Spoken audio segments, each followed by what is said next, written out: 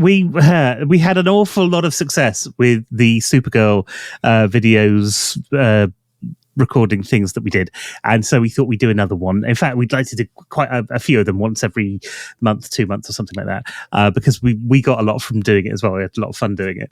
And so I suggested, well, again, originally, when I just said, oh, hey, look, this would be a good thing to do for the podcast, I thought we were going to be doing films from the 1980s that most people have forgotten, that are absolutely terrible. Things like Chopping Mall or, the Driller Killer or something like that. Things that don't work, but actually they're kind of fun to watch anyway. And that actually there is a good movie that you could make out of them.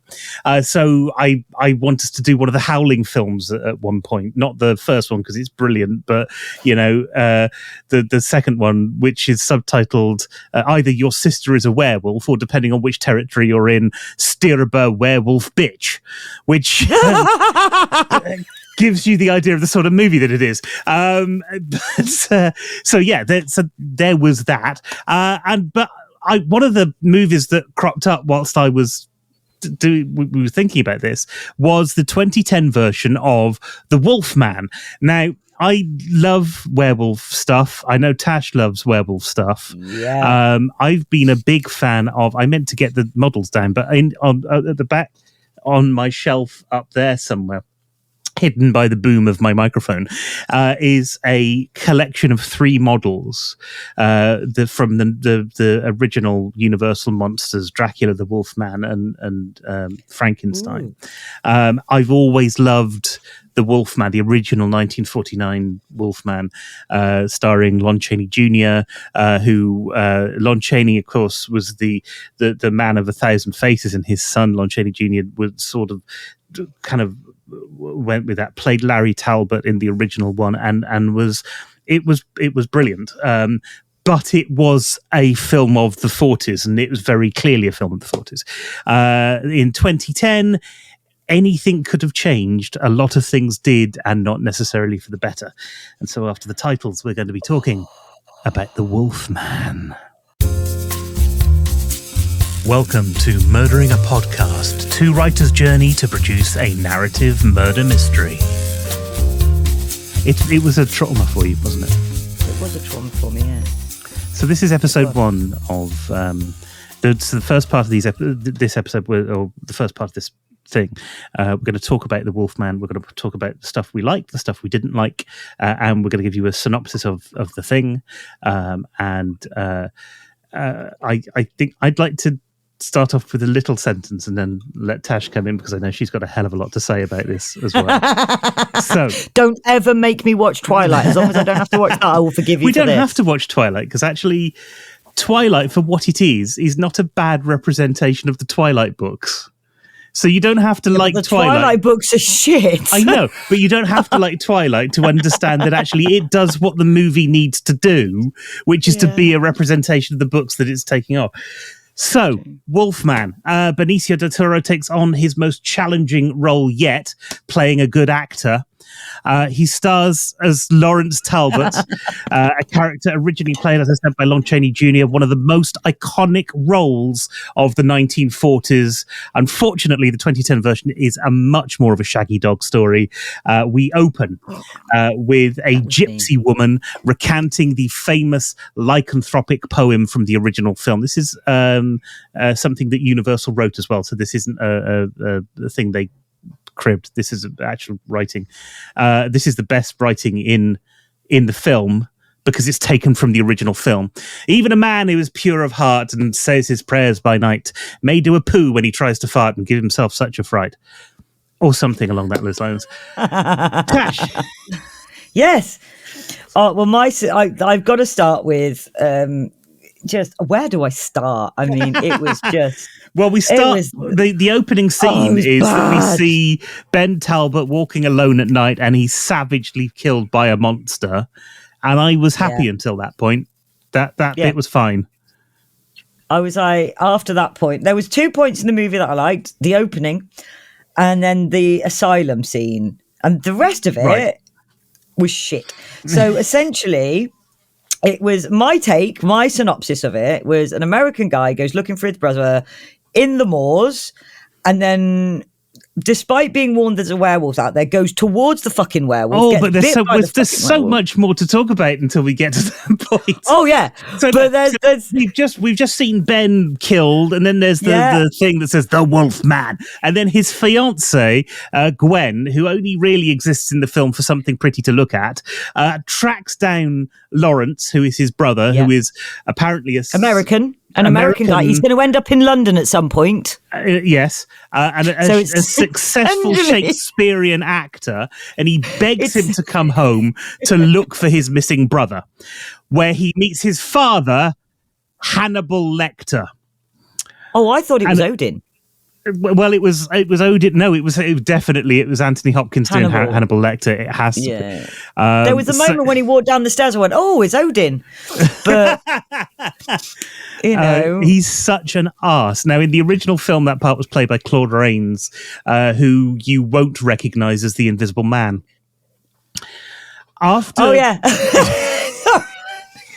Somebody's going to get that gag somewhere. Oh, if you got it before me, you're doing well.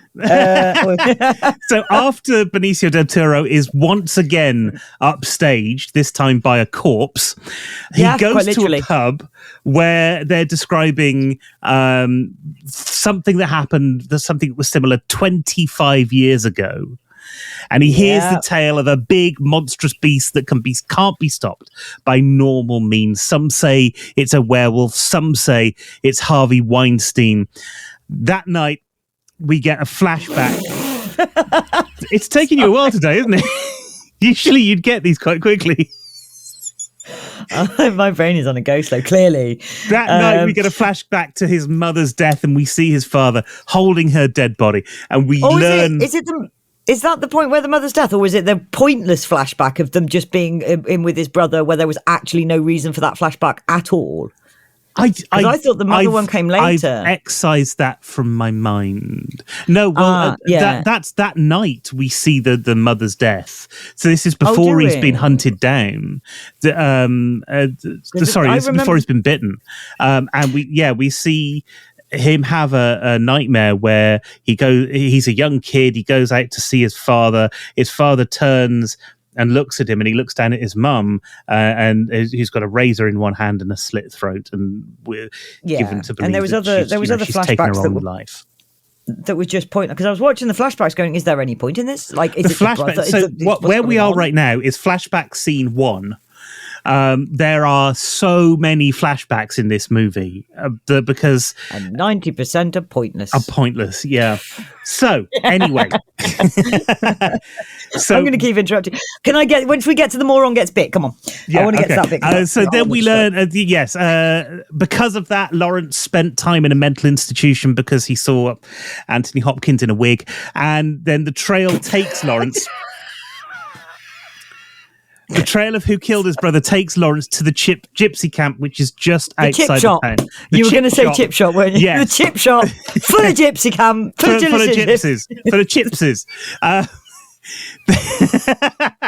At the exact same time, coincidentally, that it is raided by villagers who think Go on. So I was going to say, we have to point out that shortly before this, he was with his father, Sir Odin of Hannibal Lecter, and his father said, "Don't go out there. There is a big monster or an insane person killing people. Whatever you do, don't go outside." So first thing he does. Fucking moron, or fuckwit, fuckwit. We'll call it fuckwit. It is a ridiculous thing. However, that happens a lot in horror films. So, fuckwit goes out, despite being told don't go out because you're going to die if you go out, goes to the gypsy camp, and then, all this shit happens at the gypsy camp. All of the villagers come across because they think that the murders are being done by the bear. But they soon realise that that's not the case because the bear is computer generated. I am so slow today. You really are. Oh my God. He's got the cold, dead eyes of the Polar Express. if you've seen the new Chippendale film, it's my favourite joke in the Chippendale film, which is pretty good if you want to give it a watch. I need to now go and watch that. So at this point, the plot isn't going anywhere, so the werewolf attacks. And we're an hour and a half in by the... No. Well, but we're about half an hour in already. Oh, yeah, half an hour. It felt like an hour and a half. It felt like a lot longer. So Lawrence and I have actually blanked a lot of this movie, apparently, because I'm going, I don't remember half of this shit, because I must have just blanked it. Trauma brain kicked in. Lawrence chases the werewolf at that point, and then so he gets this is bitten. where fuckwit follows werewolf, and fuckwit gets bit because fuckwit follows werewolves. When twats get bit, when idiots get bit, bitten, but everybody else who encounters the werewolf gets killed. Yeah, only he survives. Only he survived. Yeah, which is quite coincidental. You know, quite It's quite favourable for the film, really, isn't it? Because otherwise you have lots of little werewolves running around. And then we get to flashback scene 2. Oh, before which is the bit you remember. Oh yeah, yeah, the flashback scene 2, and then it goes back with more idiots who saved the first fuckwit who got bit. So the fuckwits that knew that he was now a werewolf saved the werewolf instead of just letting him die, which would have been really the better option. And then you'd have got rid of the second werewolf. Yes. You know, then you'd have still only had one werewolf. Now you got two. The gypsies save him basically, and he ends up in a bed. Send him back home, and he recovers very, very quickly, and nobody knows why. And then he's visited by, for the first time, Hugo Weaving in a wig. Oh. Just going back before Hugo Weaving in a wig, because she says something which just makes it sort of a pointless statement that was never actually became a thing in this film. But I just remember thinking, this is a very sort of Werewolf meets Disney. She goes, the only thing that can save him is true love. And I'm like, I don't know where, well, I kind of, but I don't really know where that came from. Yeah, that was just a piece of bollocks. So there's large quantities of swearing in this show. It's kind of a little bit like the original, but it's not quite like the original, because the original had class and style and vigor and good writing and was 70 minutes long, and this was nearly 100 minutes long. They've taken a 70-minute black and white film and stretched it to 100 minutes, and you wonder why it feels slow. So bad. So Inspector Aberline comes along, which is Hugo Weaving in a wig and a beard. I was going to say Viggo Mortensen, but that was just the wrong actor. He's got a trench coat in. That's how you know he's a policeman. And he's clearly seen the original film because he already knows that Lawrence is the killer. And despite despite Lawrence arriving at the village a good 25 years after the first murder took place. So Lawrence then sends Gwendolyn away because she's only there to be pretty. Because he does it again later on at night whilst the werewolf's out. Goes, go home, go out into the darkness with the werewolf. No, yes, it does. No, don't do that. That's just stupid. She doesn't get eaten though. She doesn't get eaten. We're okay with that. And we start to see Lawrence's animal side come out. So we know something's not right. Wow. Either that or it's Benicio del Toro. I don't know. Every time I wrote a load of notes for this down, and every time I tried to write Benicio del Toro, the dictation thing I was using came up with "finish it off tomorrow," which is a good description for what you should be doing about this film. To be fair, just don't. I will do it tomorrow. It, so you don't have to. We watched it, so you don't have to. Yeah. So that night, Lawrence follows his father down to his mother's crypt, where they keep a creepy armchair and a lot of spiders. Yeah, and fire and pitchforks happen as well. So there was fire and pitchforks. I wrote notes saying everyone seems to know fire and pitchforks. Father protects him at full moon. All characters are morons. Villagers have it right. That was one of my notes.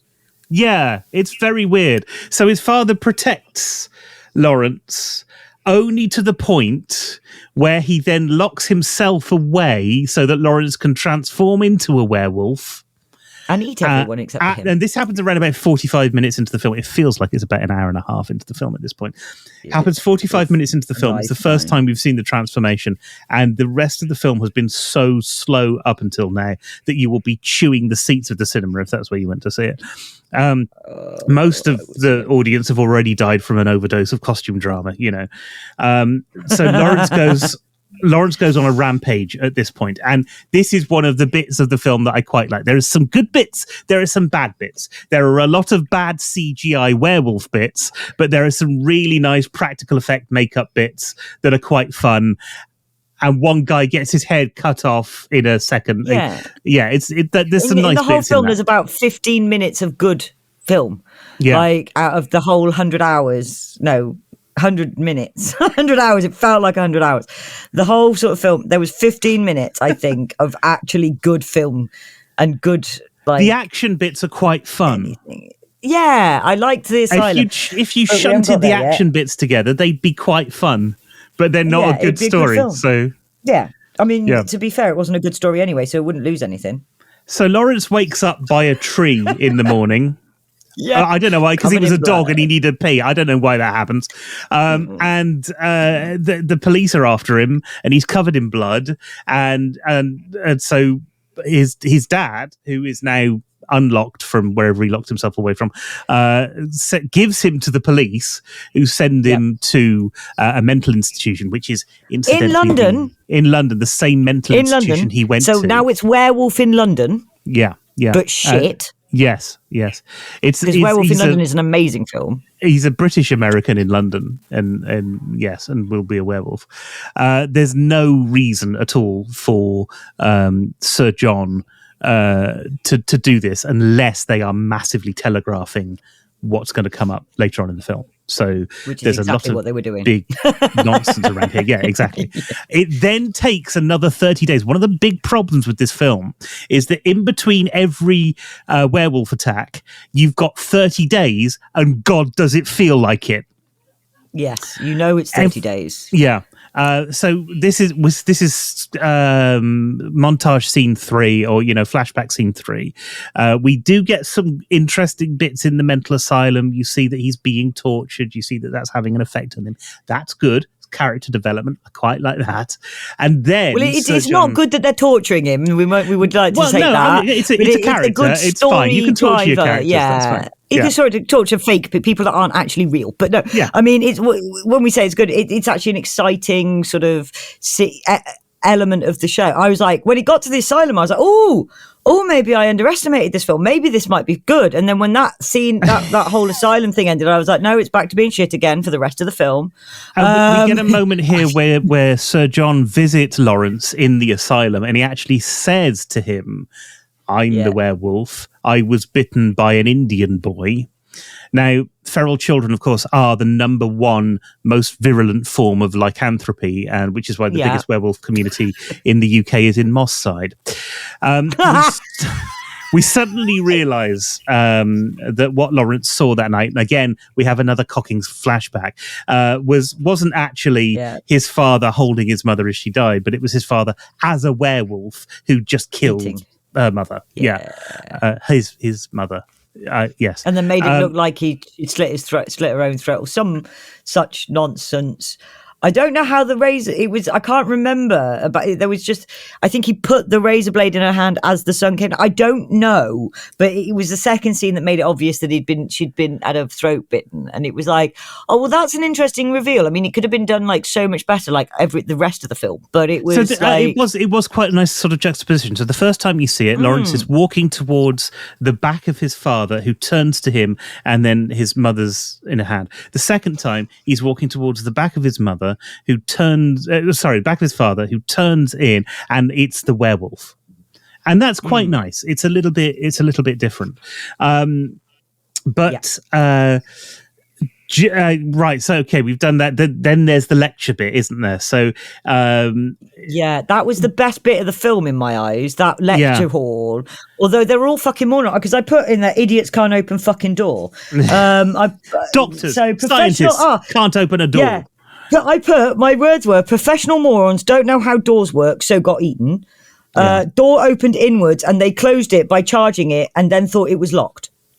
That was pretty much that scene, because the doors were open, slightly open inwards, and they all charged at them and pushed against the inward open doors, going, they're locked, pushing on them. And I'm like, oh, for fuck's sake, I'm shit with doors, and I'd have been able to figure that out. Like, and then they all got eaten. This is good in some respects because you've seen somebody who has been tortured by this one guy, and that guy gets his comeuppance in possibly the best way possible. Yeah, that was pretty good. That was the best bit. But it also contains one of the worst CGI werewolf transformations in history. The first one was pretty good because it was an ode to the American Werewolf design, wasn't it? There was a couple of moments, of shots that were almost identical to the American Werewolf transition, and then it was a shit werewolf. Yes, I'm going to give it a little bit of a pass here because what happened was the director came on. I think he had about a week before they actually had to start filming, and so the reason that they're using CG and not Rick Baker's makeup, which is because Rick Baker was the guy who did American Werewolf in London, he came back for this film. This film won an Oscar off Rick Baker's makeup because it was that good. But the CG stuff, makeup was amazing. The CGI, the CGI stuff wasn't. The kind of the big takeaway from that is don't trust the Oscars. No. So I kind of give it a pass because they didn't have the time to do the job properly, but it would have made such a difference if they had done. Really would. I like the fact that it was, because it was when they did the first werewolf transformation, what I was expecting to see was a werewolf that looked like the werewolf in London, the American werewolf, like a proper werewolf with a long snout. But what they chose to do was the Wolfman. No, that's not the classic Wolfman that they were trying to recreate. They did like the retro 1960s werewolf, the sort of Michael Jackson's Thriller werewolf. Well, no, is it Thriller werewolf? Where it's Thriller. If you've seen Curse of the Werewolf with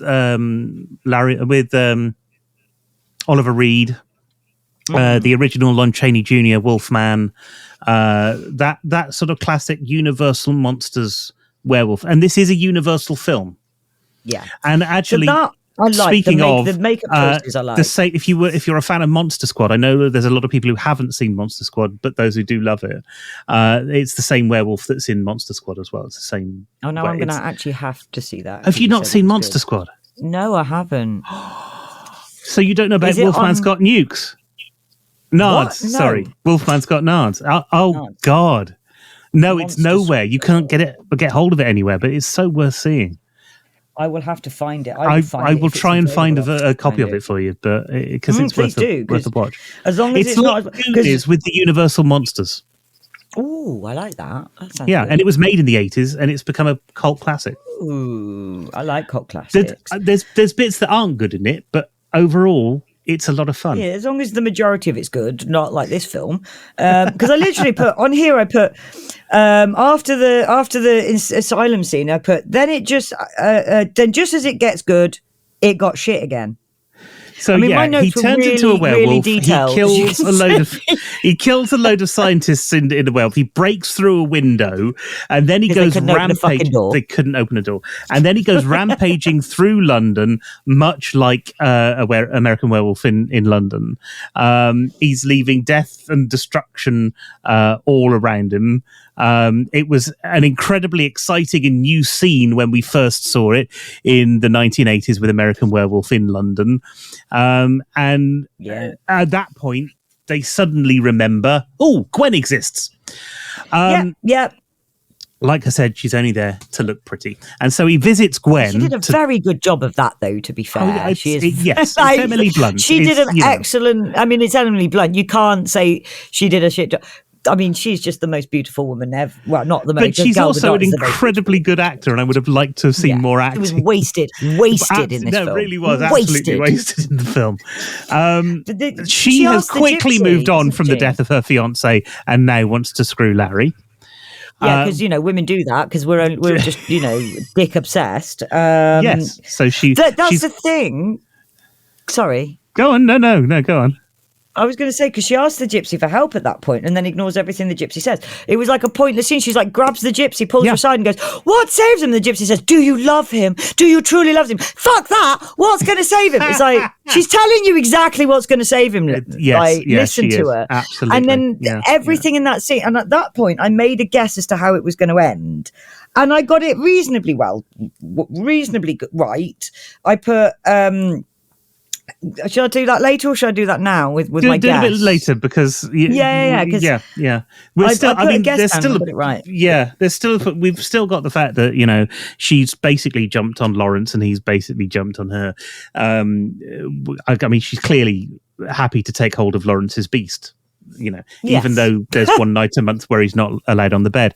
And they're interrupted. Like most women, to be fair, we're not allowed on the bed for 7 days every month. They're interrupted by Abeline, who for some reason knows that that's where he's gone. No idea why.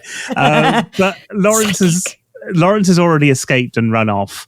And then there's an altercation between Lawrence and his father. Now, this is the big sort of finishing ending scene where Lawrence knows that his father's a werewolf. He goes back there to confront his father. They both turn into werewolves, and then they fight to the death, which should have made this film, given it the subtitle Dogfight at the OK Corral.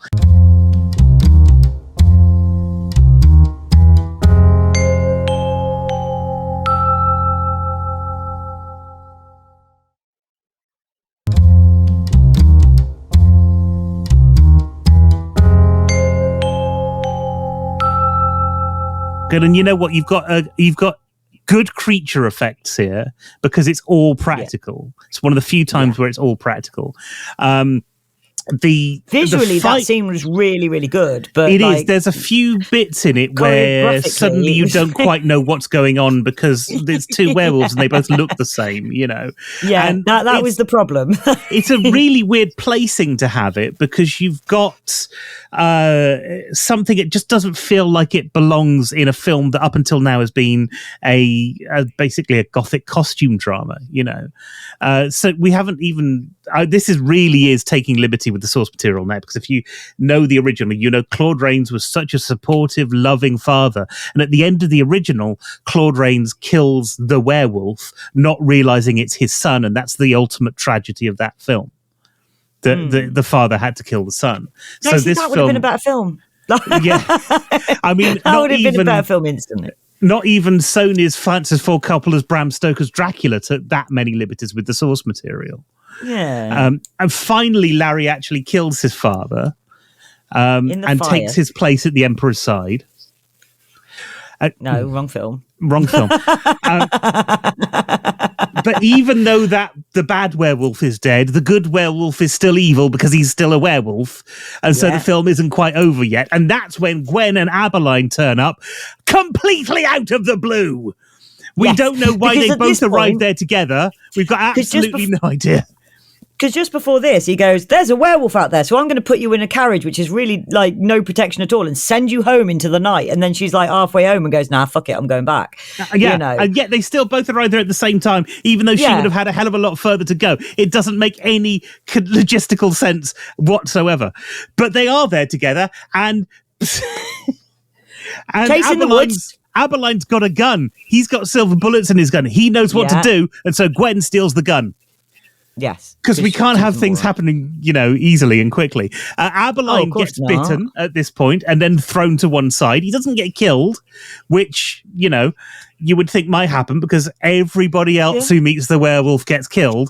But, plot's happening. Oh, that's ready for Werewolf 2, isn't it? Wolfman 2. Well, it's meant to be, yeah. And then he runs after Gwen. Who's run off now? Who's stolen the gun and fucked off? Fuck you! The only weapon that can save everyone. Fuck you! I'm going. Yes, yeah. So then there's some very dark bits, which are in the forest where they're all running around a bit. And then when Gwen he says stumbles. Dark, he doesn't mean a dark plot. He means it quite literally. It's quite literally so dark, very, you can barely very dark. see the it's characters. Silhouettes. It's all silhouettes. Silhouette work. Yeah, it doesn't quite work. Puppets with silhouettes. Gwen gets stopped by a giant cocking waterfall in the middle. I don't know where this is meant to be set. I always thought because the rest of the landscape is flat. Well, suddenly there's a waterfall in the middle of nowhere. Blackmoor or something like that. Blackmoor. And I thought but it was it's like a moor, Yorkshire right? moors. Yeah, well, if it's so the Yorkshire moors, waterfalls. I get it, but the Yorkshire moors aren't as flat as this landscape in this film. Yeah, I was a bit confused about that. I didn't know where the waterfall came from. It was just it appeared. Do we have waterfall?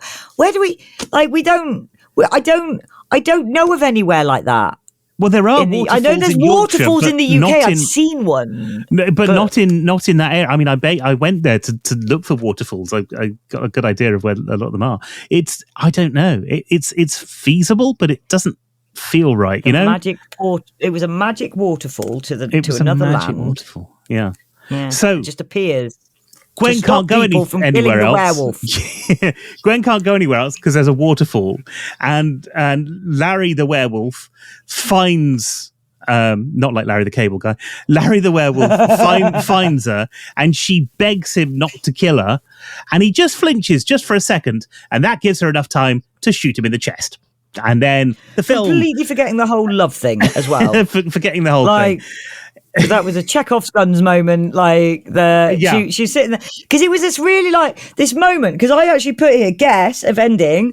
He kills dad after altercation. She breaks his spell with love or a gun, and what I was expecting, and I would have been I don't know whether I'd have been more disappointed, but I was expecting to go, but I love you, and then him to magically transfer back when you said to it. But they completely ignored that plot point, just completely washed over it, and then she just went bang straight in the fucking head. Oh no, in the chest. There are a couple of alternate end scenes, but they're no better, unfortunately, which is a shame. One where Gwen actually gets bitten, but kills him, but then she's the one who's been bitten. But again, it's no better. It still just ignores different. the whole thing of the Disney ending, which is he's cured with true love. You know, werewolves are not killed. If you come across a werewolf, don't try and kiss it. It's not, that doesn't work. No, right? The best thing Silver to do bullets is throw or a nothing. stick. Because it'll go and try and fetch the stick.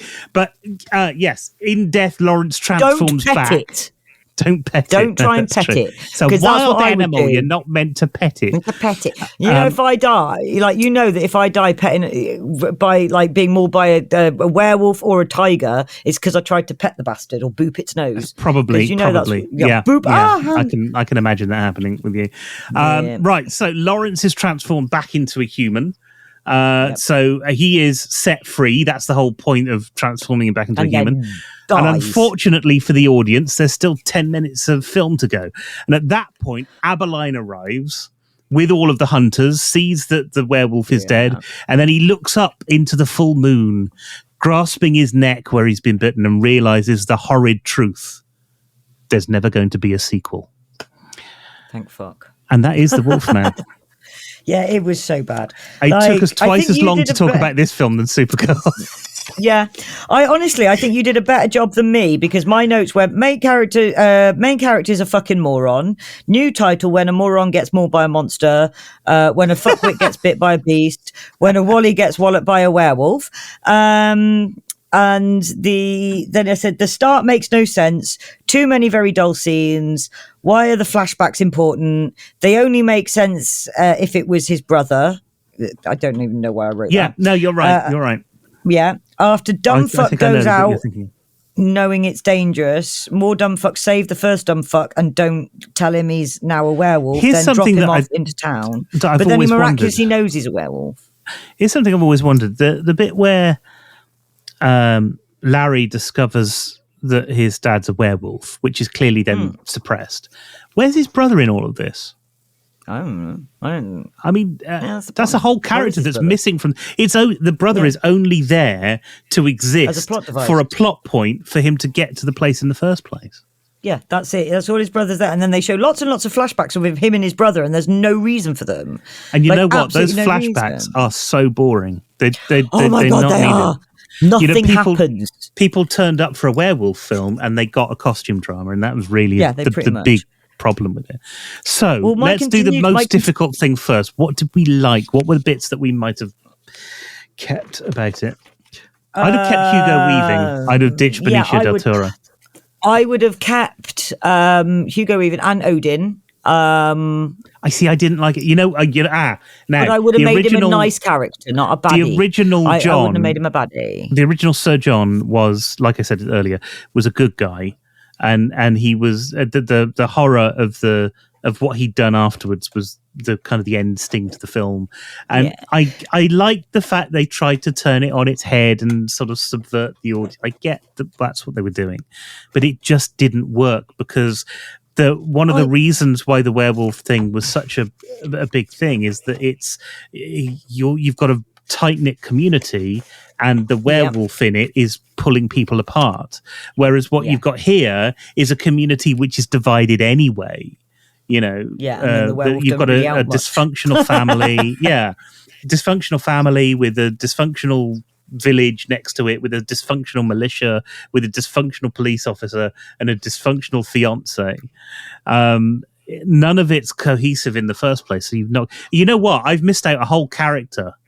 Sir John's manservant. I can't even remember him. Singh, wasn't it? Who gets killed? Oh yeah, I liked him. I've completely forgot because it's such a bit of the story, but it's such a throwaway bit that you didn't need in there. It just yeah. It was. I mean, this is the thing. It's. So when it's some things like that we liked, I did like Anthony Hopkins. I liked having Odin as the dad, but I would have made because he could be a good father though, couldn't he? He could have been a good father. I didn't like the character. I liked the actor. Yeah. So I think he could have been a good father. I think who should have played it. Go on, Gandalf. Oh yeah, of course. Ian McKellen would have been fantastic as a kind of a modern version of that Claude Rains character. Yeah, as like the nice old guy who's I like that would have been much better. But then I like Anthony Hopkins anyway. But yeah, it's that. I loved the asylum scene. I mean, I would have had the doors actually locked rather than just opening inwards because that was just stupid. That was just silly. That's the bit that really messed with my. Like, I was just like, seriously, you're all like supposed to be, and we're supposed to like trust you guys with our mental health and physical health, and you can't even open a fucking door. Like, you don't even know how to do it. So I did like the asylum bit. That's when I actually got excited. I thought it was going to get good.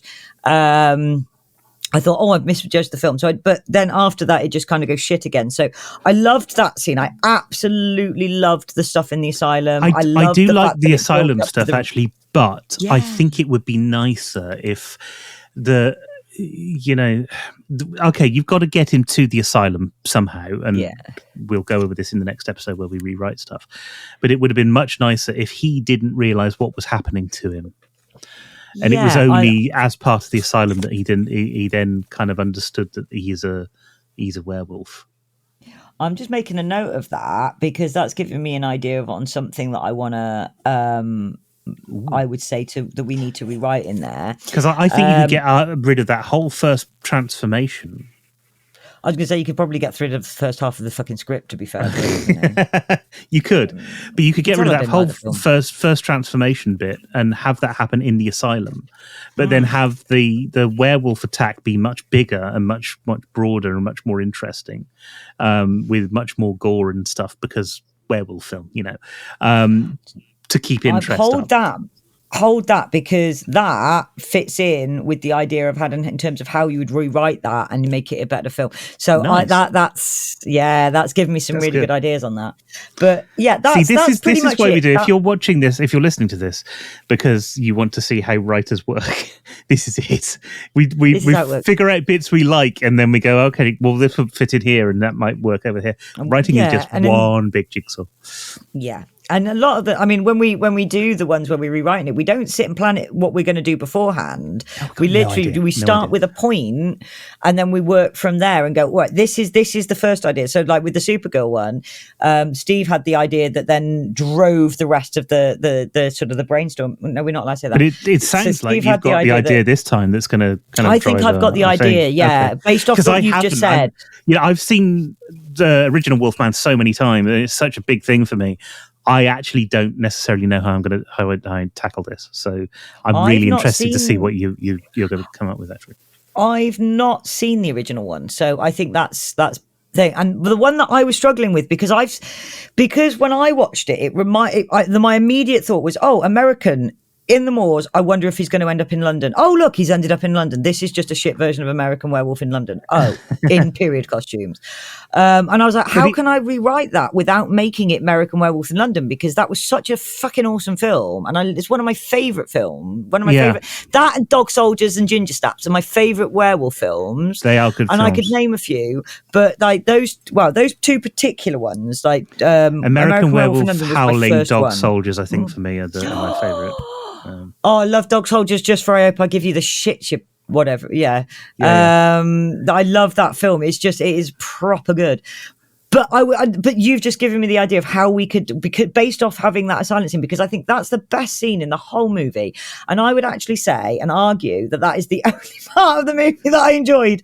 And the rest of it, I quite literally wrote in the column of my thing, why, Stephen, why do you hate me? As I was watching it. And I think I told you. And I was like, here's the other thing. Okay, so the original Wolfman, I think was set in the 1940s. I'm going to check this. I might be wrong.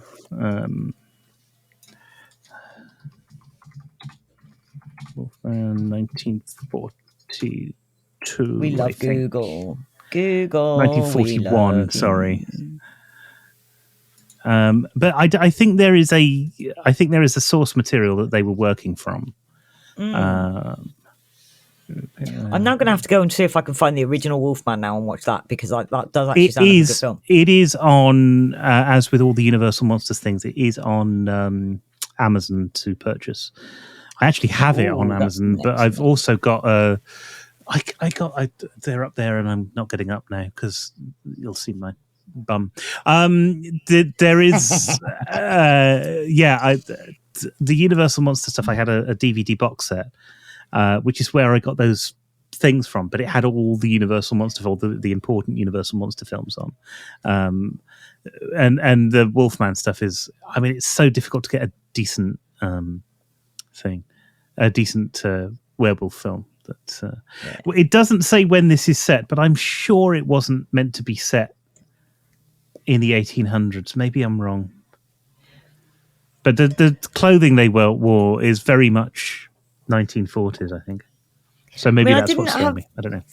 Because of the asylum scene, I didn't mind the 1800s setting, because that then made the asylum scene so much better. No, because that's what mental asylums were like in that day and age. But I remember the things, and they still are now. Well, they're not really much different now. I remember the things they do in the original film. So the Gwendolyn part is his brother's fiance, and Larry flirts with her outrageously throughout. I mean, it's a film from the 1940s, so you can expect the sort of thing that's going on.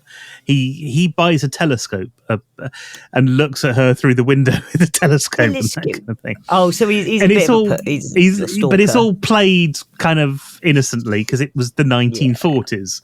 But it's a bit like Arsenic and Old Lace, where you've got because you'll have this. Arsenic. If you haven't seen that film, watch it. It is so good. The original, not the remake, because the original is amazing. With what's his name, Peter Lorre in it, with the Johnny, why Johnny? I can do a great impression of him. I've learned this. I'd never watched the film.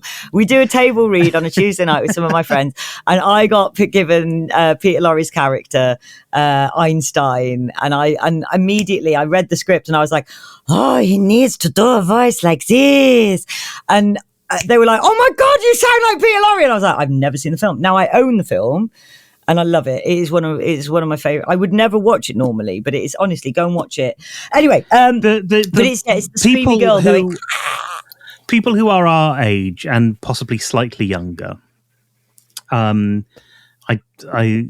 slightly younger, so maybe late 30s now, would probably remember the kind of voice of Peter Lorre, because there was a thing.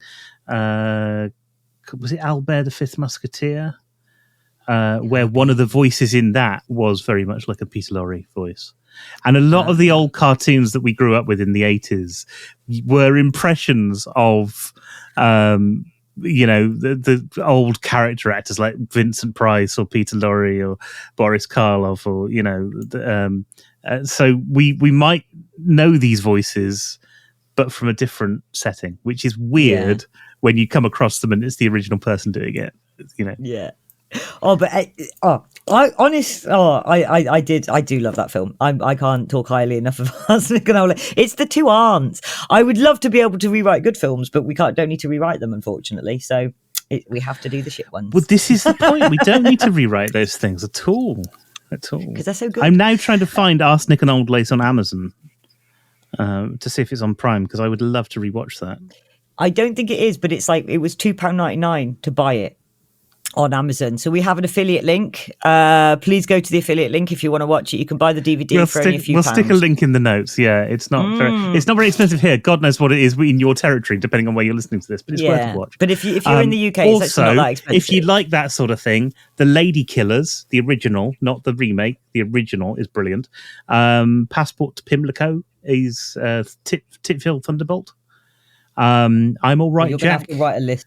You're gonna have to write a list for me now, Steve, because I need that, and I will. But these are, also the old Ealing comedies and things. And Kind Hearts and Coronets is brilliant. It's about a guy who is the sort of bastard son of a lord, and slowly kills the whole family that he's until they accept him as I think because he wants to be the lord. And very good film, worth a watch. But I love old films, so and I love comedies, it's right in my wheelhouse, that kind of thing. See, I'm the type of person that I kind of go, I don't like old films, and then when I watch them, I'm like, I love it. I won't willingly do it, but once like I find out that it's good, I'm like, I'm like that with things like Better Call Saul. I love Better Call Saul. I think it's a brilliant thing. But when a new episode comes out or a new series comes out, I'll go, I don't really want to watch it. But when I'm watching it, I'm going, this is the best thing ever. Yeah, that's like me with old films. Right? I go, I don't really want to watch it. And then when I watch it, I'm like, this is amazing. And now I've got a projector. I'm going to be rewatching. I love my projector. It was so cheap because I don't have a TV license. So I don't have standard TV. So I literally just watch streaming sites because I'm easily distracted. So as most tell, people. Can you? No, there is a suspicion I may have ADHD, but I don't know where that comes from. I may be because I don't shut up. It could be the hyperactive issue, or it could be the fact that I can't pay attention. I either hyperfixate or have no attention span. It's great. But anyway, I didn't want an actual TV because I've got a tiny little place and a big TV would take up the space. But I wanted something because otherwise I was watching on my phone or sitting on my computer and it wasn't comfy. And so I got myself again on Amazon a little mini projector with a projector screen for something like 60 odd quid, and then got myself a Fire Stick so I could watch Prime and everything on it with all the streaming sites that I sign up for. Yeah. And it's amazing. It's absolutely amazing. And I'm going back to Gloucestershire now because I hung around with my friends not long ago and they're all proper Gloucestershire. So I keep slipping back into that. I will get my RP back, darling. But yeah, sorry, we did get distracted on this. But yeah, the only scene that I liked, go back to that, was the asylum. What did you like about that film? What if they could find anything? I liked Aberline, who isn't really as prominent in the original. I think that's good. I think it's a good character. I liked the actiony things. It's very difficult to do werewolf well, and where they got it right, they got it really right. I liked. Go on. Sorry. No, I was going to say something pointless. It was fine.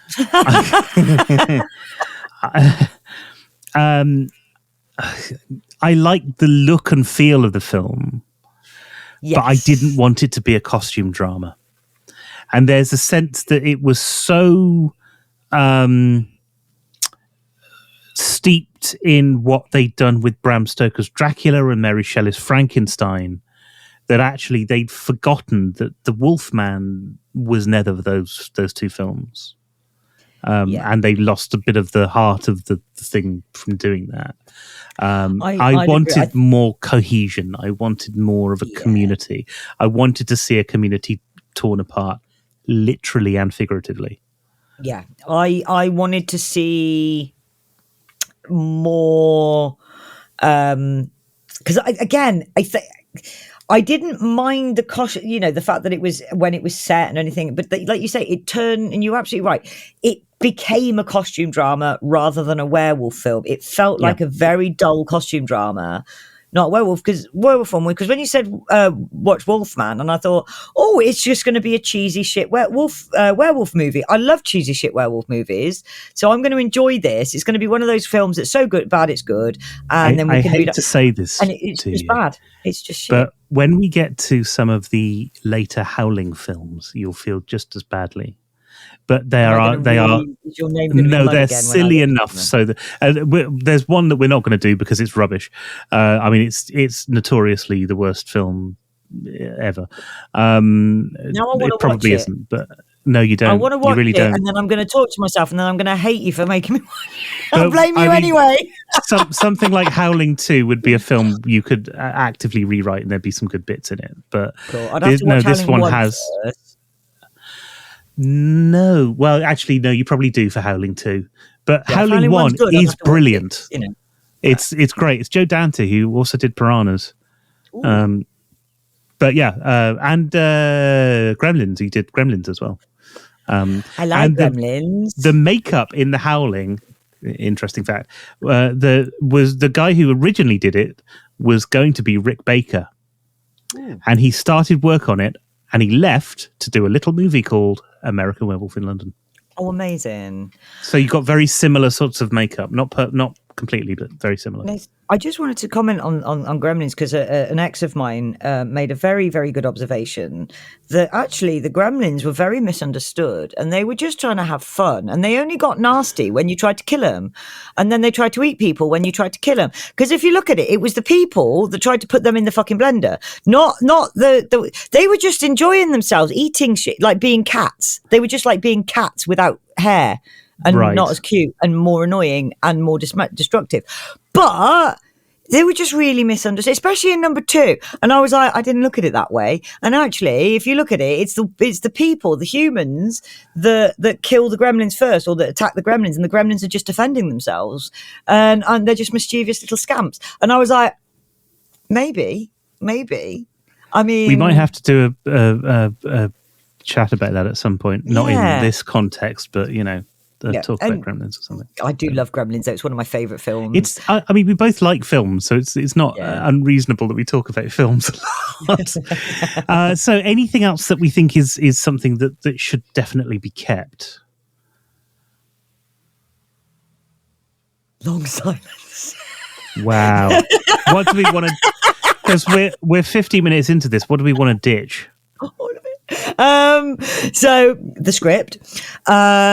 Is there anything? I mean, I don't think it needed the werewolf fight at the end. No, I think you could have killed Sir John in a different way if Sir John is the werewolf. Yeah, if Sir John isn't the original werewolf, which he isn't in the original as well. And I'm sorry there are spoilers, but the film was made in 1940. What do you mean you haven't seen it yet?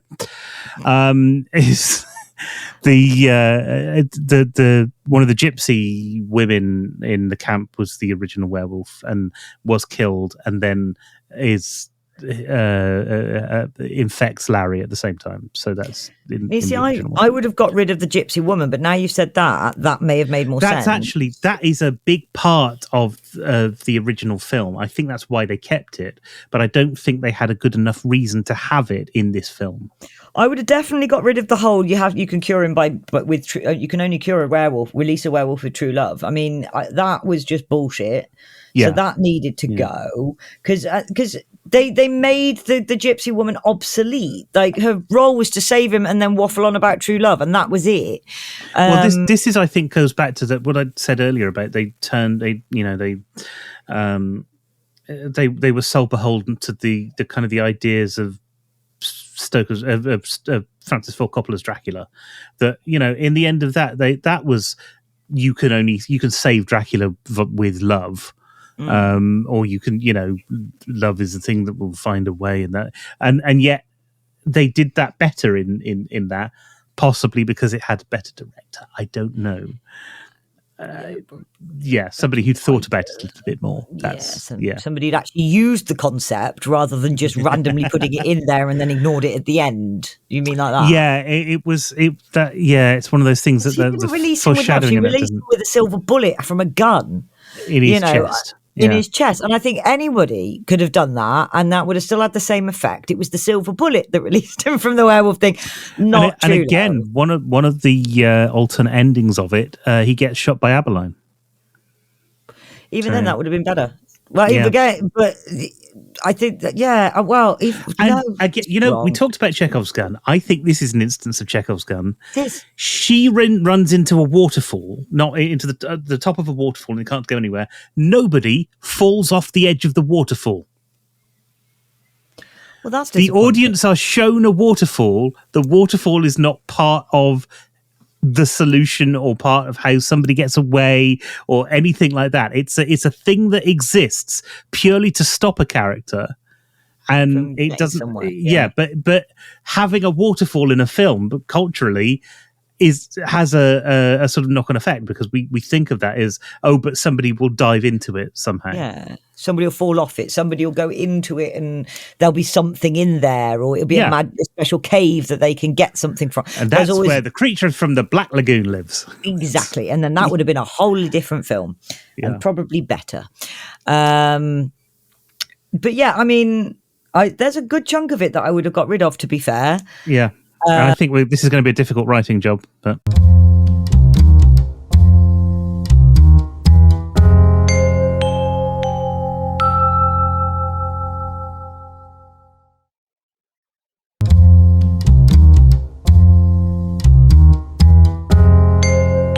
he pure of heart and says his prayers by night may become a wolf when the wolfbane blooms and the autumn moon is bright.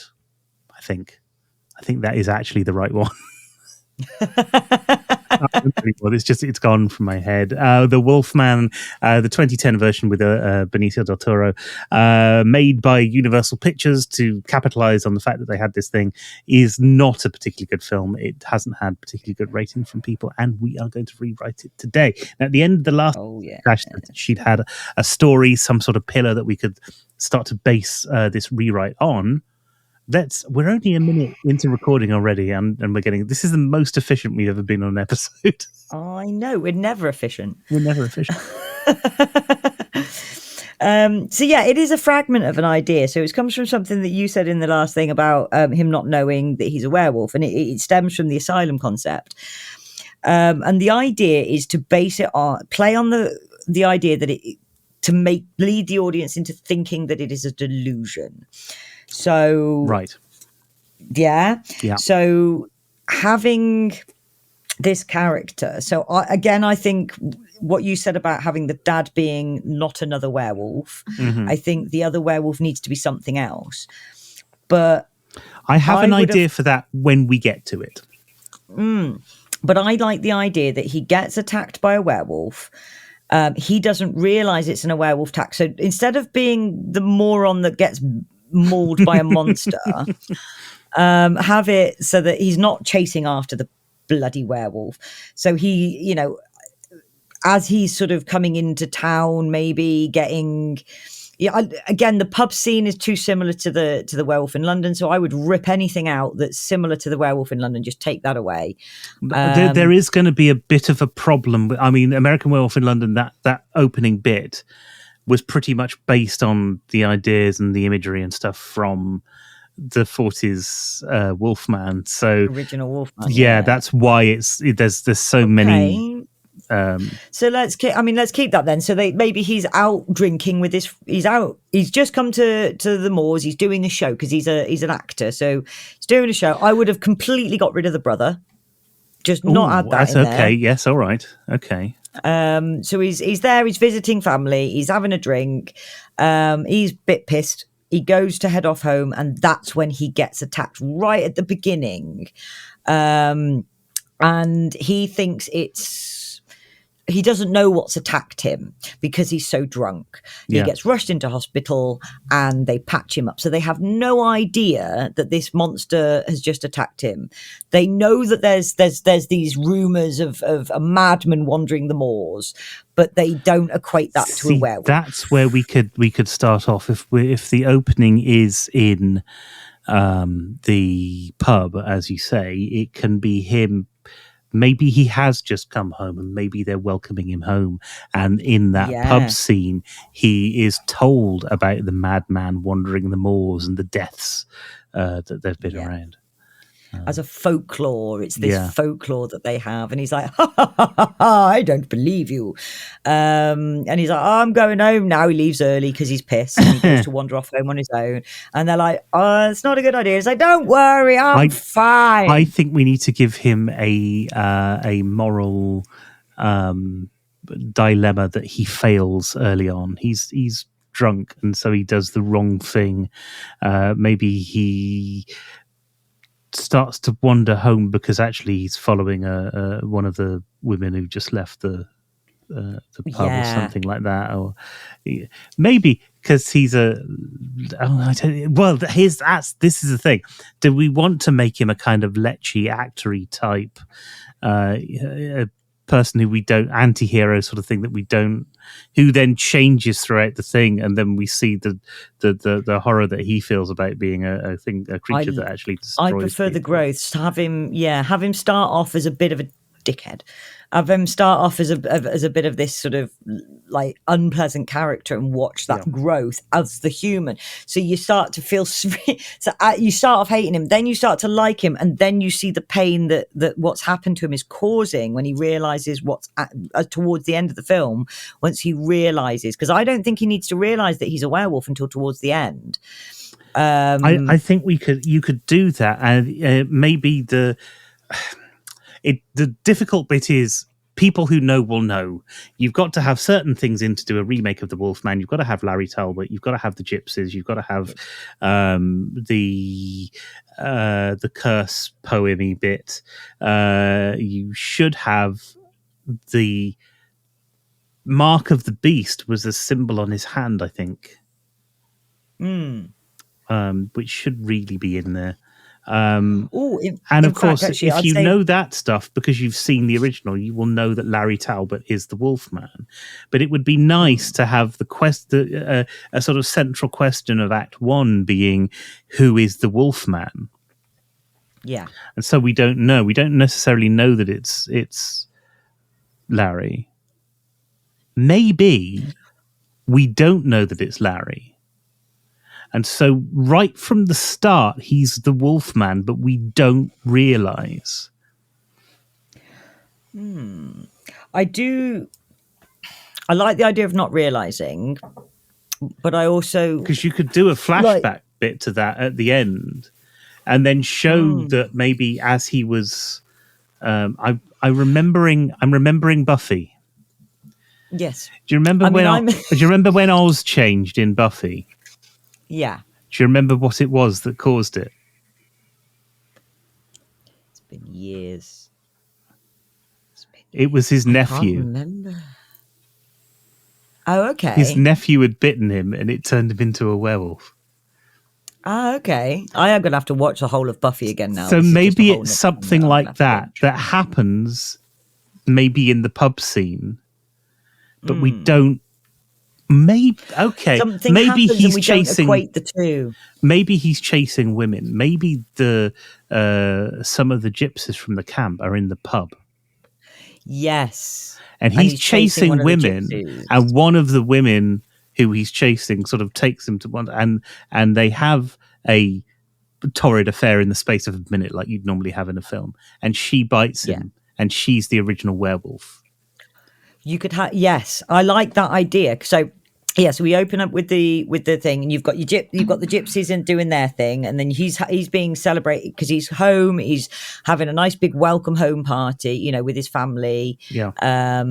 Because he's come to visit from America or from wherever. If we have to do it from that, you've got the gypsies. Well, he's come home. He's an actor. He's been on tour. He's come home. Yeah, he's the prodigal son. That line of the prodigal son from the Sir John says is not wrong.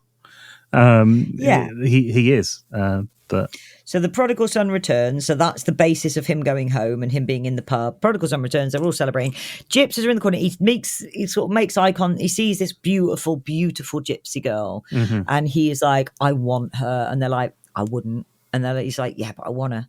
Yeah. And they're like, "Yeah, but there's so much stuff going around. There's something dodgy going on with those gypsies. We don't, And he's like, "No. She's gorgeous. She's gorgeous."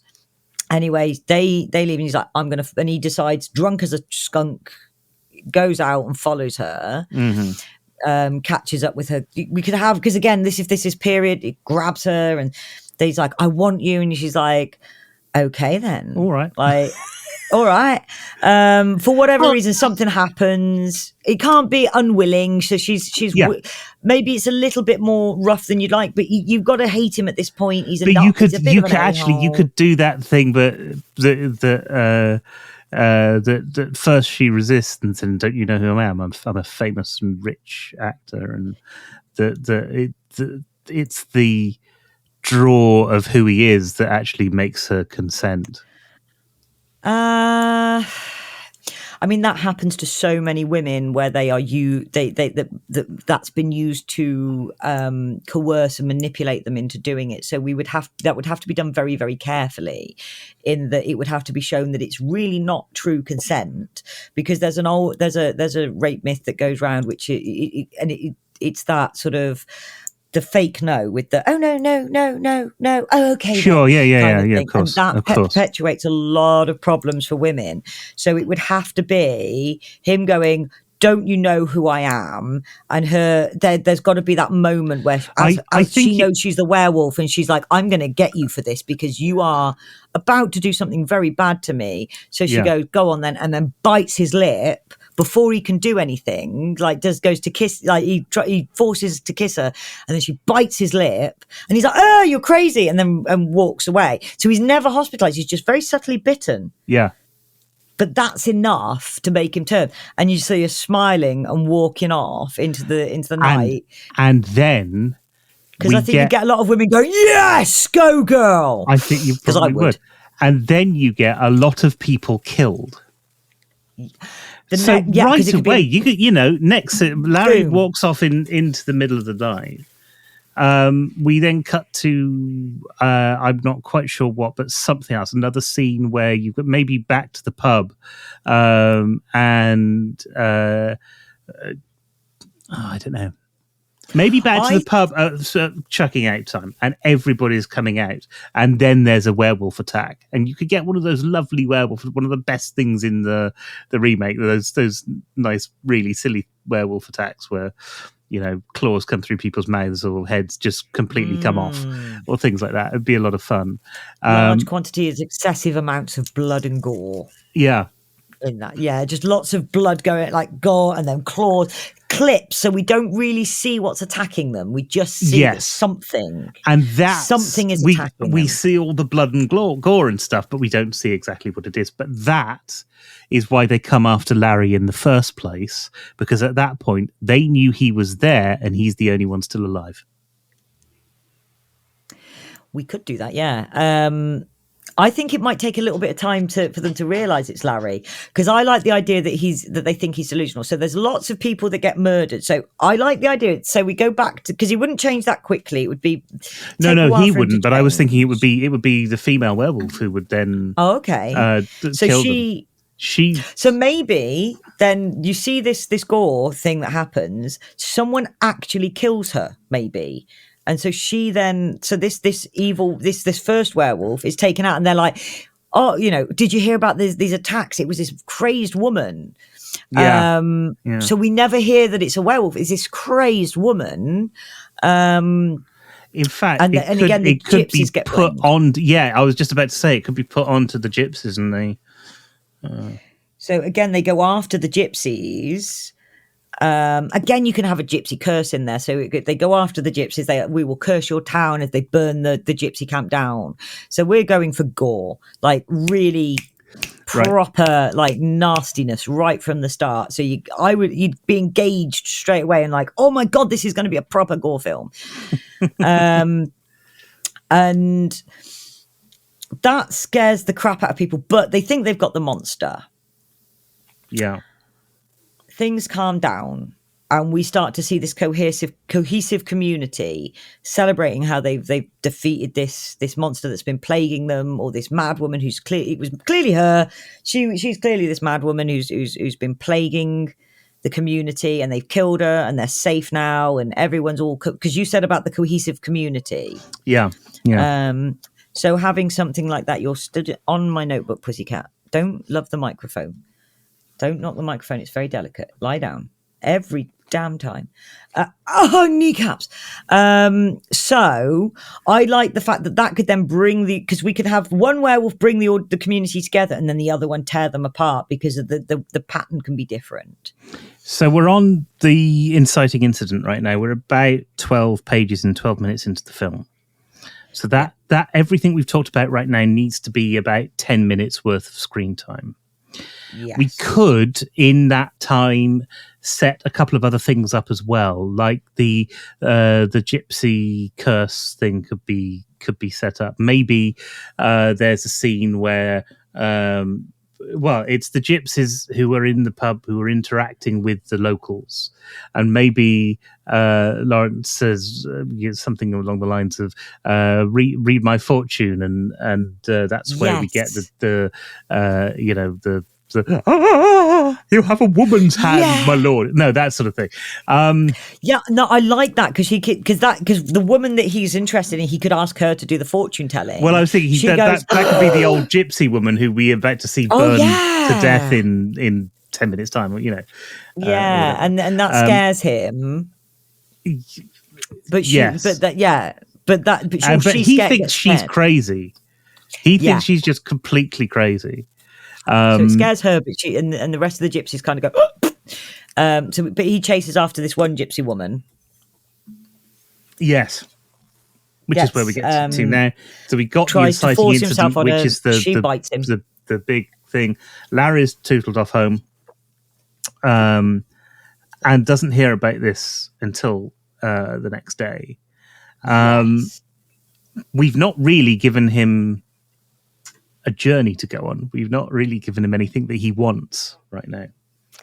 And this is a problem with the original one. There's no emotional throughput. He starts off by going to find out where his brother's disappeared, just purely because he was asked to by Gwen. And then this I think is where we can start bringing that emotional thing in, because somebody can point out that, first of all, it was the woman that he tried, or that they say it was the mad woman, the one that you went after. What I think the next night, again, and because you get 3 nights of full moons, the next night could be when he does his first transition. And that it could be the descent into what he thinks is madness. This is something I think is very important in the Wolfman film that we saw. That is not the case. It's one transformation per month.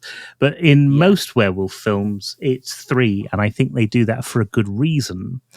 Because if you have to wait a month for something like we saw in the Wolfman, it leads to a relatively boring soggy middle bit where you're just waiting for the next transformation to happen. And over 3 nights, if on the 3rd night he is killed, then it really compresses the time frame that we've got to tell this story, and it's going to mean things can happen quicker. Well, this is the thing. I mean, I think you've got, because I would say on this you could use the first 3 nights, because you've missed the first one, you've lost the first one because it was her. You got then the next 2 nights, which is him. Yeah, he thinks he's losing his mind. Yeah, which is when he can get committed. So then you've got that sort of bit where he's got committed. That's your squishy bit in the middle where they're waiting for the next transformation. They think he's insane, and then you have that scene. We could wait to the following. We could wait to the following month, and then if you've got that bit in the middle where they think he's mad, but he's trying to investigate. He's trying to prove that he's not gone insane. So crucially, the Wolfman happens over 3 months. Yeah. We're really saying right now we want to take that down to 1 month. So the first night that we were on screen is the first full moon. By the end of the film, that's the second full moon. So we're talking a 30-day period, really. Because then that gives time for the 2 more transformations in that period as well. So the first 3 days, it's quite intense. So the first 2 of that, he wakes up. The first one, he wakes up somewhere he doesn't know, covered in blood, and he's like, "What the?" Goes home and he's like, "I think something's happening to me. I don't know what's going on." He starts to believe that he doesn't know what's going on, and he thinks he's going insane. Night 2, Larry could disappear. Yeah. So we get this debate section in Save the Cat where the protagonist has doubts about that. We haven't given him a want right now at all. He's just a thing, a vessel that things are happening to. So he needs to have something that he wants to achieve and something that he needs to achieve. Well, he wants to know what's going on. He wants to know what's happening to him. Everyone thinks he's mad. So by the second night, he's figured out that something's happening to him. I don't think that's strong enough. I think you need something that's more visceral. Yeah. Something that he's desperate to achieve more than anything else. I think that the end of the film, the need is that he needs. Well, I suppose it's the need is that he needs to be killed in the same way as in Werewolf in London, and that he needs to acknowledge that, and that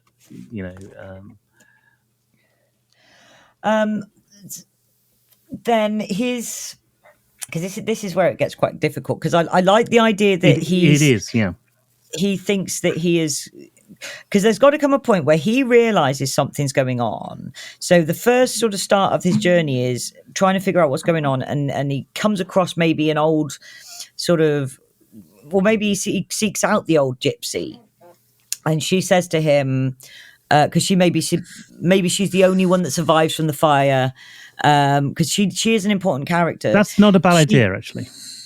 So he asks her, what did you see in my fortune? So on the first night, go back. So you've had this big mauling on the first night. They think they've killed the mad woman who's just like massacred a load of people. Yeah. And you could have the psychiatry quack going, "Oh, but when women lose their marbles and when women are they get the strength of 10 men," all the crap that there was in the mental institutions back then, because they weren't mental health places. They were institutions. They were asylums. They were not the same as we've got now, really. Although some practices are not great. But so on the first night, the second part of the full moon, second night of the story, where he is now transforming himself, you could have some beautiful scenes where somebody's walking down and then just they disappear, they're grabbed, and then you've got just random bodies in town. He wakes up somewhere and he's walking through town in tattered clothes covered in blood, and people are like, "It was you." And he doesn't know what was going on. He and he's like, "What the fuck? I must have had an accident. I don't know where all this blood's come from." Yeah. He doesn't know. So they immediately. So this is where you said they could then blame him. So they immediately blame him. He runs. So the final one on the third night, he's with the gypsy woman. She said, and asking her because he wants to know. I tell you what, the gypsy woman at this point could do something to him so that he remembers the transformations. Yes. So far he doesn't know what's happening, and he begs her to do it. Please tell me what is going on. Tell me what's happening to me. And you saw something. Tell me. She puts the fluids on him, and I thought you were going to say she put the fluids on him, and I was like, yes, she puts the fluids on him. And he suddenly realizes, when the second transformation, the horror of what he's done. and you can see some flashbacks and stuff. You'll have a beautiful couple of horrific flashback scenes of what happens to these, and he's like, oh my God. I think this takes care of that part in the story where you've got the kind of like the refusal of the call if you were doing Hero's Journey. Because I think that at that point, the refusal of the call really is, I'm something's happening and I don't know what it is, and I need to figure out what it is in this case.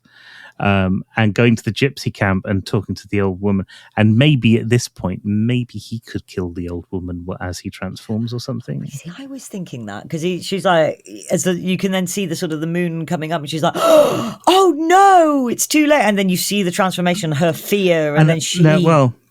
Maybe she knows. Maybe it's just that blind acceptance. She knows it's going to happen. And as he's transforming, she stands over him and says, even a man who is... And you get that poem because that, again, massive part of the thing. You've got to put it in for the franchise. That would be a beautiful point to put it in as well. So as she's doing it, and then he attacks her and eats her. Yeah. And that's her story done, because I don't think her story goes beyond that.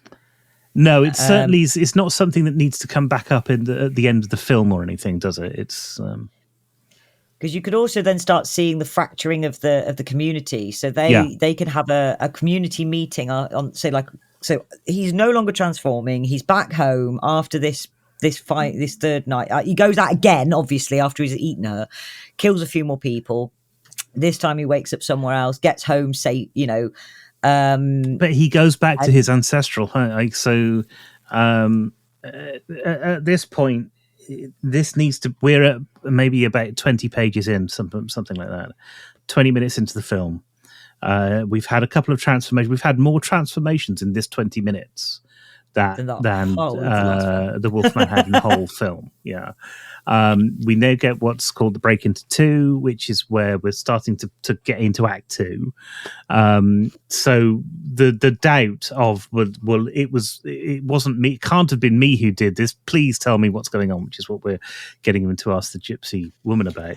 That's now gone because he knows exactly what it is. The sheer horror of what he's done is facing him.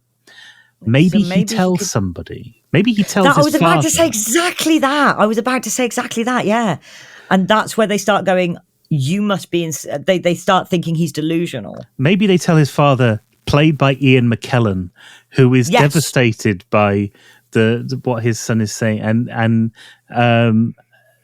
then we get... You see, we've not introduced the character of Gwendolyn yet, and I'm not sure that we need to. Then I don't think we need Gwendolyn. No, I mean, it's a shame because I like Emily Blunt, but then we get this thing. Maybe okay. So he goes to his father. Yes, his father seems understanding. Yes. His father says, "Don't worry, I'll deal with the police, the militia, whoever is coming out there. You rest here." And when he comes back, we see his father talking to the men. And when he comes back, he's with the people from the asylum. And he says, there's nothing I can do for you. You need help. You need medical help.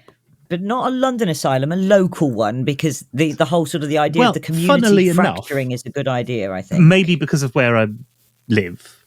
I was thinking this is the sort of story that needs to happen in the Cotswolds or the Forest of Dean or somewhere like that.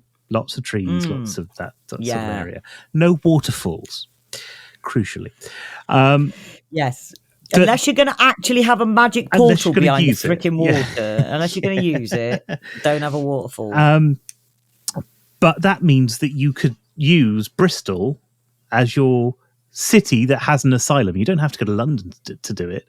You've got a port town. Now that could be really lovely, having a werewolf running through a port with all the the things that are being offloaded on boats, or maybe he could jump on some sails and He could get the onto one of the ridiculous ships and just utterly kill everybody. the ridiculousness brilliant... of the whole idea. And me being an ex-comedy writer would think that yes, maybe he could climb a sail and then go down it like Errol Flynn, but with his claws out. Hey, you guys! yeah. But Bristol would be a nice setting. All the nerds will know that reference. All of the nerds will know that one. Bristol would be a nice setting to do this in, and you don't have that. The asylum could be right next to the docks in Bristol. Nobody would know the difference, and that means you get rid of that whole. But it's London, so there's got to be a bus, and there's got to be the Houses of Parliament, or there's got to be that sort of thing. And so we've got already a good chunk of the film that we would have saved is still there. A lot of the asylum bits. We get to see the montage of him being tortured. We get all of that sort of thing. They don't believe that they think that they think he's crazy. He keeps trying to convince them that he isn't. And so as it gets closer to the next full moon, he's becoming more and more worked up over it as well, because the plan is to put him in this room full of professionals on the full moon, and he's going, no, you don't want to do this. I will transform. I will kill people. And they're like, don't worry, it's fine. Can I make a suggestion? You're just go on. We do have Gwendolyn in this film, but she is a nurse. Yes. She is the only person who starts to believe him. Yes. So yeah. Whilst he's in this thing, that. Because at this point, 30 pages in, we need a B story to come in. We need a subplot. Yeah. So she starts to believe him. She has empathy for him, and she's trying. So that can be the little love story that you have, and in the story, because again, she can help him come to terms. She can be a major part of his emotional growth. Yes. Because again, he's treated women badly up until this point. Yeah. And this is possibly, and he starts to sort of grow. So she actually helps him with his other problems. Exactly. Because that's his want as a character to begin with. He's come home. He wants to sow his wild oats. That's why he's out all day. He wants to party. He thinks that the pinnacle of the success that he's got as an actor means that he can do anything he wants. He's on top of the world, and then this thing happens to him, and then that's the kind of push to it. At first, when they first meet, he could be trying it on with Gwendolyn, but and he's like, do you know who I am? Yeah. And she's like, I'm not impressed by that. Yes. And that could be the first woman who's ever just gone. There could be a lovely little scene in there. If instead of the sort of asylum that we saw, have that, but have, more rooms that people are in. So there could be a point where it says, do you know who I am? I'm Larry Talbot. And then next door you hear something, no, I'm Larry Talbot. And then you could, and then I'm Larry Talbot. Kind of Spartacus moment from there. Again, that sort of comedy thing in me just goes. Then the last person goes, I'm Spartacus. And her line would be something along the lines of, "You think that's impressive? Napoleon's at the end of the corridor." Yeah, and that's it. She's unimpressed with him. Mm-hmm. He you can, and there's actually so he could be quite annoyed with her for the fact that he thinks he's something special because that's how people were treating actors, as something special. She doesn't treat him like that, and it's the first time it's happened. Yeah, and so he's used to being able to manipulate and coerce and what have you, and she just isn't having any of it. She is not having this, and she's just like, "Yep, nope." So yeah, that would be really good. I like that sort of idea that she's just not impressed by him in the slightest, and he's not used to this. So that could be another piece. Again, that keeps it engaging whilst we're not having any transformations, and focuses on the character and gives you story and gives you substance beyond just gore.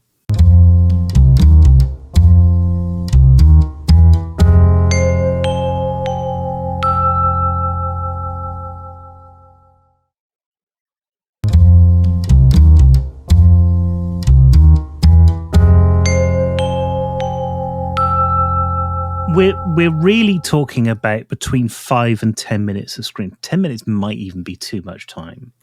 But we need to set this up. We need to set up the Doctor at this point. And now we're breaking in sort of 30 minutes into the script, into what Blake Snyder calls fun and games.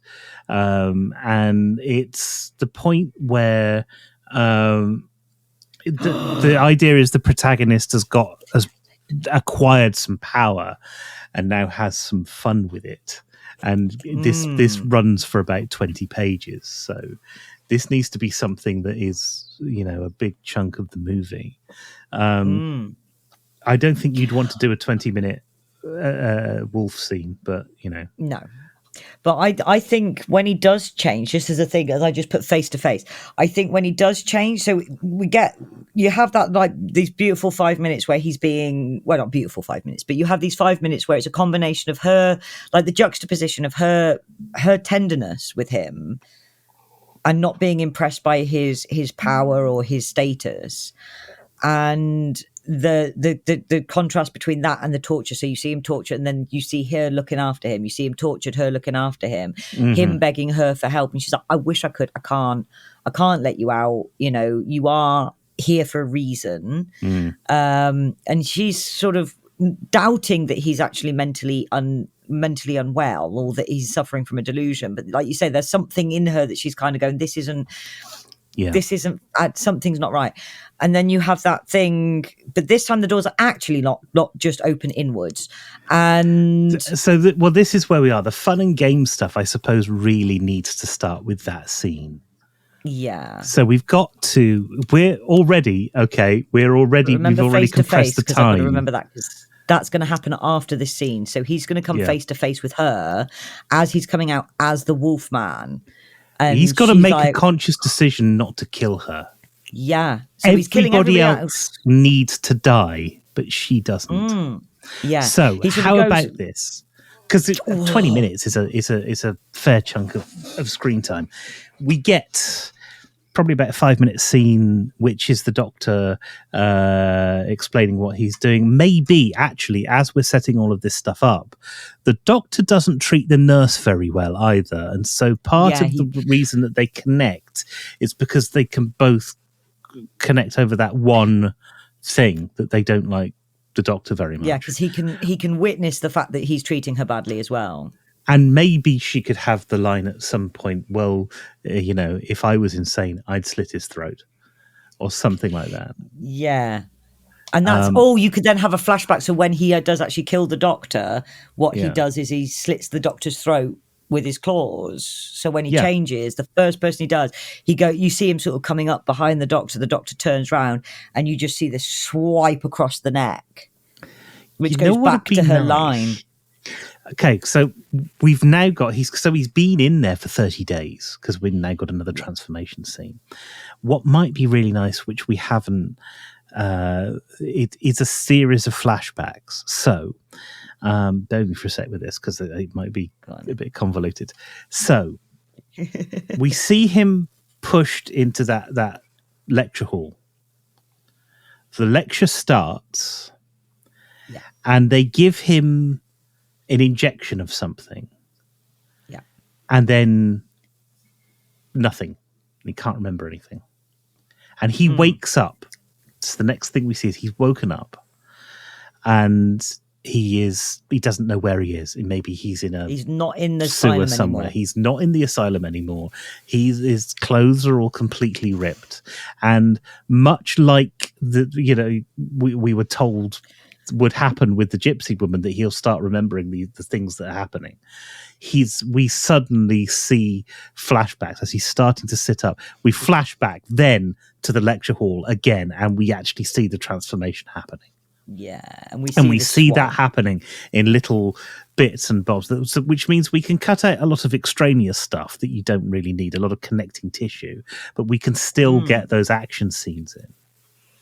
Because when he does them, when they injection, that's some beautiful cinematography that we can do, where it goes sound effects, but it's like it's almost like a visual thing where it's cutting out the memories. We could visually show the memories cutting out, and then blank, Yeah. And then he's awake, and we can mirror that first time where he woke up. So Yes. he woke up in the woods last time and then covered in blood with ripped clothes. This time, not in the woods, but something mirroring that in the port. But you know what would be nice? If he woke up in the woods and there was still a little bit of moonlight coming through. And then when he wakes up, I'm let's say in the sewers near the port. He's underground, but there's a grate above him, and there's still a little bit of moonlight coming through. Bit of moonlight. So yeah, that really would. So you only need a little thing to mirror it, and that is that moonlight that just hits. Just that little sliver of moonlight. And as we're seeing him wake up, the first thing, we see these little snippets of what happened. We get the nice bits that I like. So I like the fact the Doctor is thrown through the window and then is impaled on a spike. I think that's brilliant. Yeah, so we get to see that. We get to see people's limbs being ripped off because that was fun. We get to see. We do need to see the Doctor have his throat, because if you use the line, if I was insane, I'd slit his throat. Whatever she says to him in terms of how she would kill him is how he's going to kill it. Is how I think he should. So I mean, it could be, if it was up to me, I'd throw him through a window, and that is exactly what he does. You know. Yeah, I like that because then you get to keep that scene. Because I quite like him going through the window and landing on the spike. So we also get to sort of subconsciously see the influence that she's having on him at the same time. Yes, absolutely. And then at some point during that montage, he's sort of grabbing his clothes, and maybe he's trying to under the sewers. Maybe he's trying to sort of wrap himself up in something. Maybe he's naked. Maybe he's trying to find things to cover himself over with. One of these flashbacks it has got Gwendolyn in it, and then he stops and goes, "Gwendolyn," and then you cut again to the other flashback, and you see the Wolfman stop and look at her, and then turn away and run.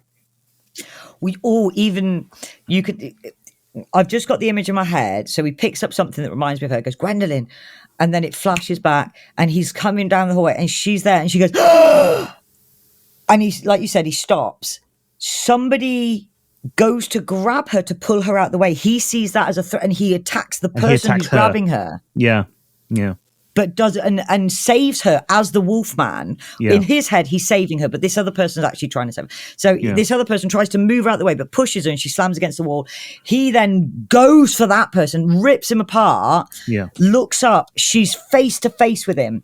And it's just that moment, just a few seconds, and then he just sniffs and then turns away and then rips the shit out of everybody else. I like the idea that there's that moment, but I also think that we need that thing where that the audience can see, actually, there's something more to this. Something here. There's something of him still in the actual thing. Yeah. And and then there's that moment. Is he going to kill her? No, he's not. Because we could also mirror that with something in the when she first comes in to that room, he could go, "Oh, what's that perfume? I like that. You smell nice." Or make a comment of how she smells, so that then when you see him go, you've then of course you've then got it links back to that. So we link back to the conversations they've had, because that I love doing that though. So I love it when films do that. So I think we need. I proper wet my knickers when that happens. So we've probably still got about 10 minutes to play with in this little bit. What we need to do is get him to a point where he then gets something that he wants. And up until now, the thing that we've actually got him wanting is Gwendolyn. I know what to do. Okay, you're too excited about this. I know, but he could go to her for help.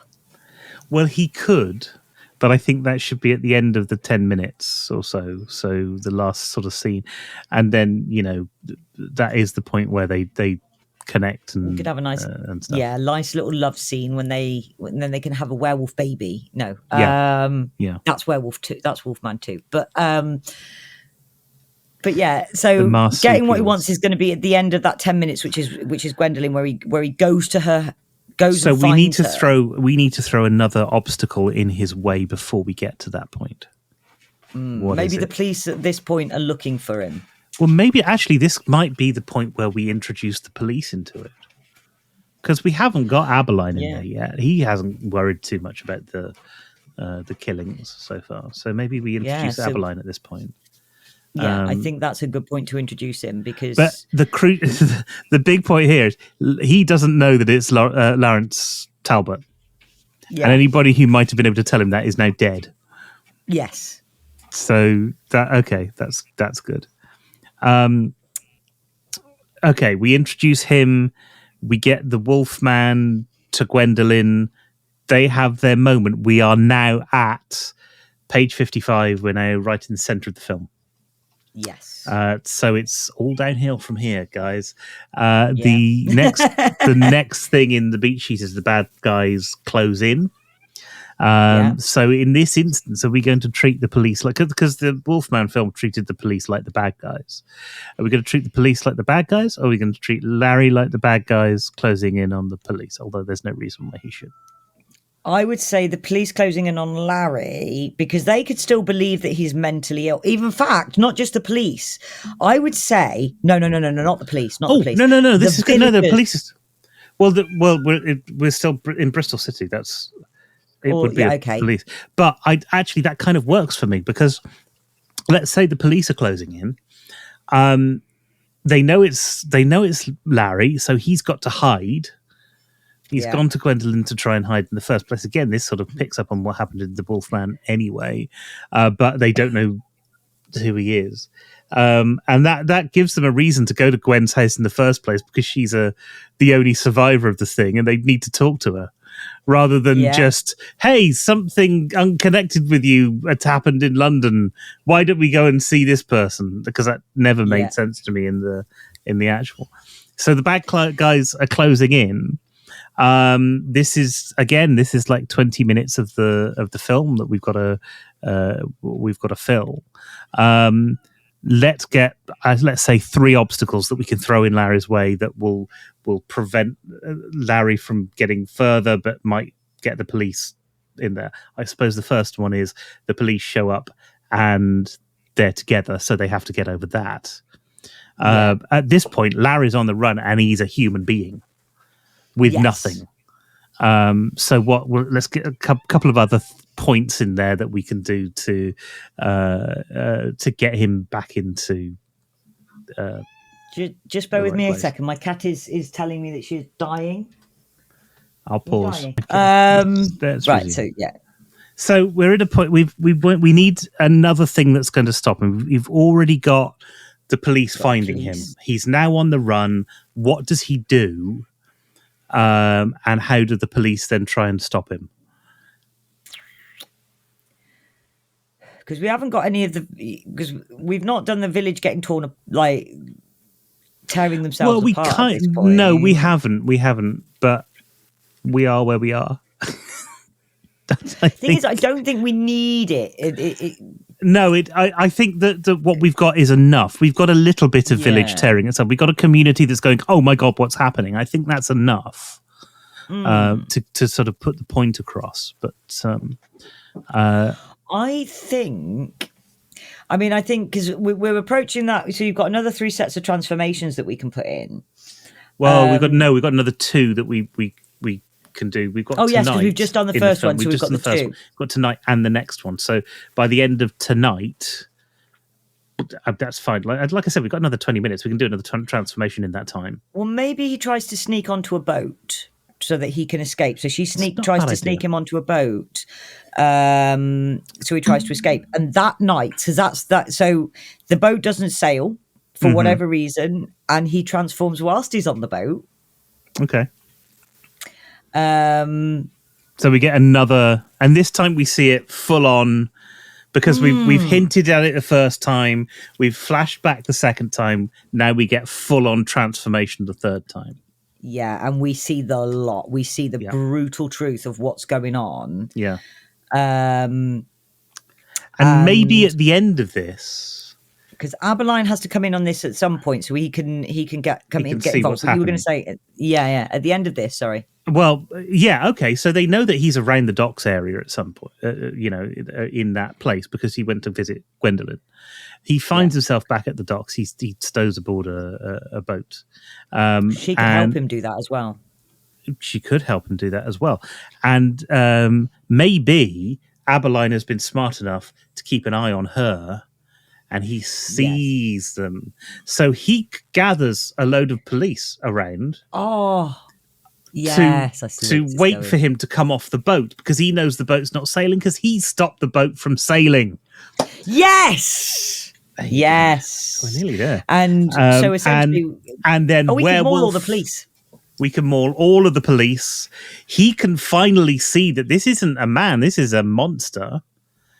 And Larry can run away, run back to the village. Yes. With Aberline in hot pursuit. There could be a really nice moment where Aberline gets a horse and cart or a carriage. 2 horses on a carriage, and he's chasing after the Wolfman, and the Wolfman stops and kills the horses, and then runs away, and finally he makes it back to the ancestral home. Because do we want Aberline to bring Gwendolyn to? Because you could say clearly you are the only one that he can connect to. You might be able to stop him. Well, once the horses are dead, he'd have to go back to Bristol anyway. So yes, I think at the next point you want Aberline to bring Gwendolyn. Have this brilliant idea to bring her along to try and because she's now under arrest for aiding and abetting. Yes, there we go. So it's easy this writing stuff, isn't it? It is, isn't it? So he kills the horses. Aberline goes back to get Gwendolyn. Goes, right, I've got an idea. Gets Gwendolyn, gets a gun with a silver bullet. She's going again. I can hear her in the background. This is once again Tash's pussy being my made pussy front and making a lot center of noise. The podcast. Yeah. My pussy is complaining right now. I don't know if you can hear her on the mic, but all I can hear in the background. Wow.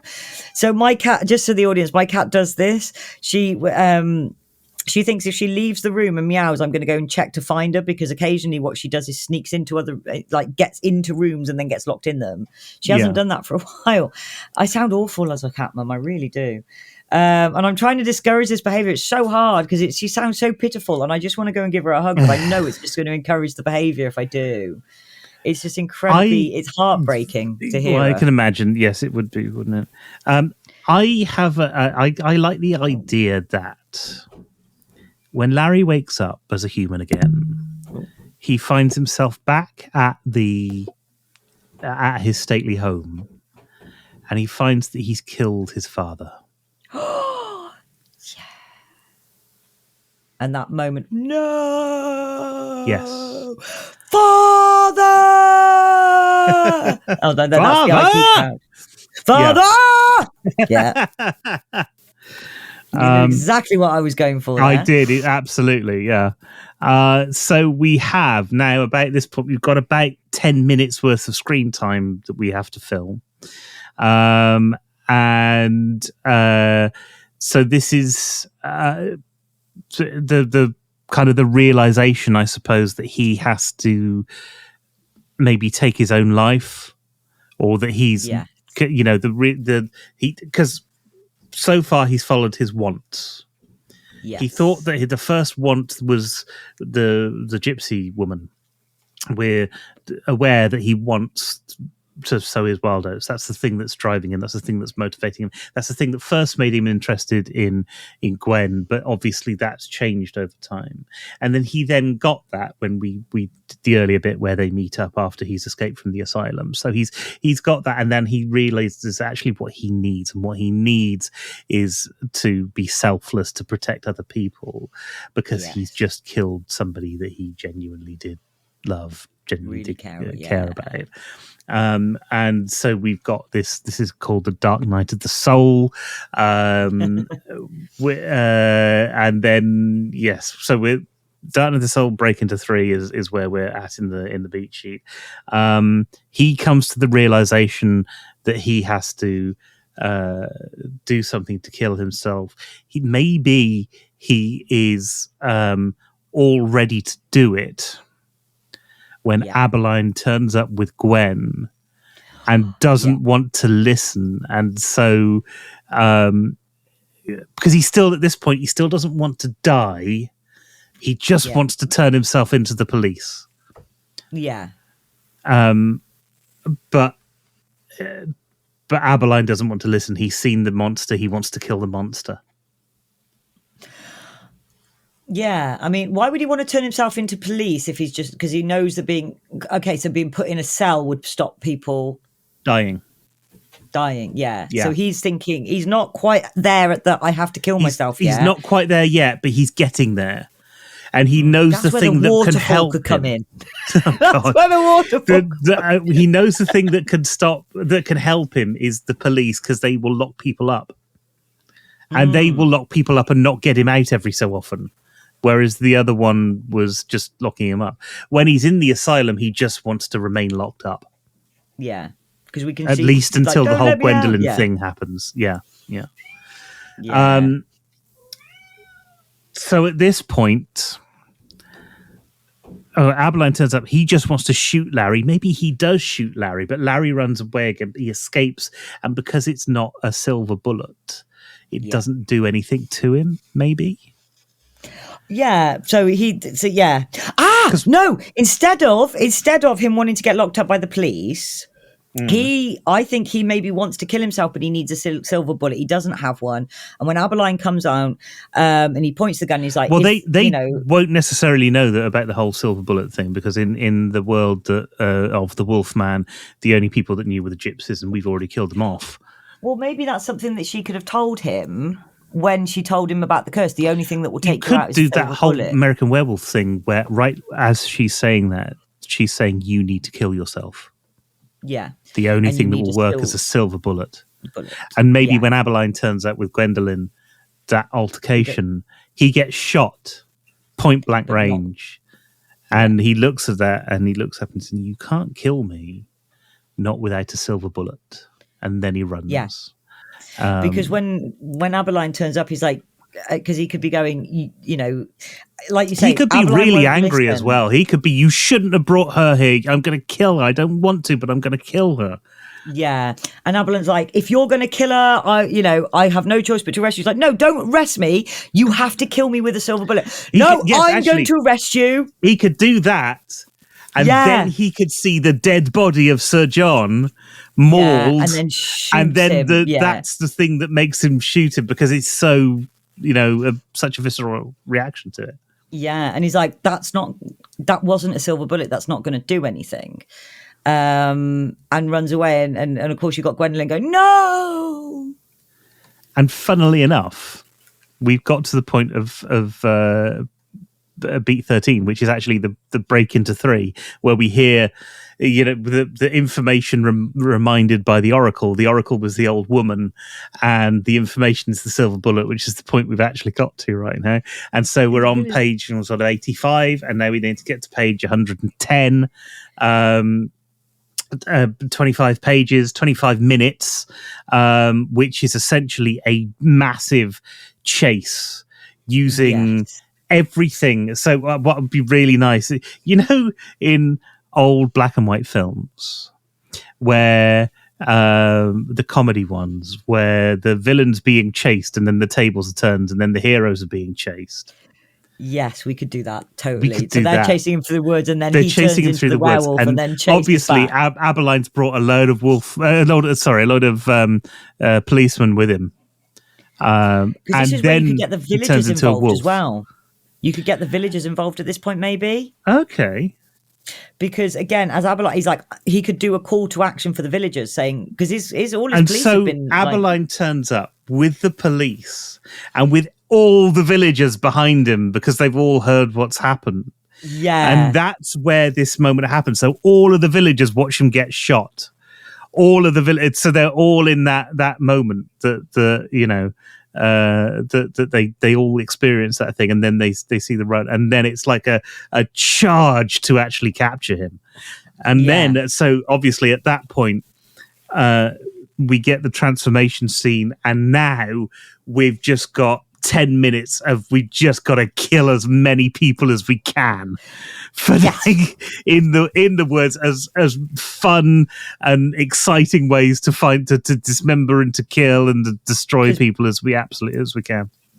But by this point, they could be back in the woods. They've all separated out. Some bright spark and what's gone, you group go that way. We'll surround him. We'll separate. And they're all sort of off in different directions. And then when he starts chasing them, everyone just goes, boom. And then he's like, yeah, absolutely. Like you see people like limbs going up in the trees and just a massive gratuitous bloodbath for no other reason than it's a werewolf film, and that's what it's a werewolf film, and that's what you do with werewolf films. Yeah. You and then obviously we need to get to a point where Larry does get killed. I don't know how, but somehow, if we go back, there must be something. So I've forgotten about the cane. So in Wolfman, he in one of the opening scenes, he was in a train, and he's talking to, I can't remember who the actor was. Anyway, he's talking to somebody who has a cane and passes it to him, and it's a sword cane. Yeah. That in the original Wolfman, that cane belonged to Sir John. Right. And it's got a silver tip, and it's the thing. As the Wolfman attacks Sir John beats the Wolfman to death with it. And of course, because it's silver, it's the thing that could stop him. Yeah. So that could still be there, but as Aberline goes out, as they go to run, you could introduce that cane into it and have Sir John use that cane all the time. Yeah. So that's just part of the character, and then everybody runs apart from Aberline, who recognizes that he needs silver and goes on the hunt for it. And the first thing he comes across is that cane. Yes. And you see the silver mark. He looks at the cane and sees it down. It's genuine. He makes a bullet from it. I know that's a bit far-fetched, but it's a werewolf film. And then he's got this silver bullet that he can fire. Well, he could take it to the local metalsmith person, whatever they're called, ironmongers. Yes. And say, I need this to be turned into bullets. I need you to check that.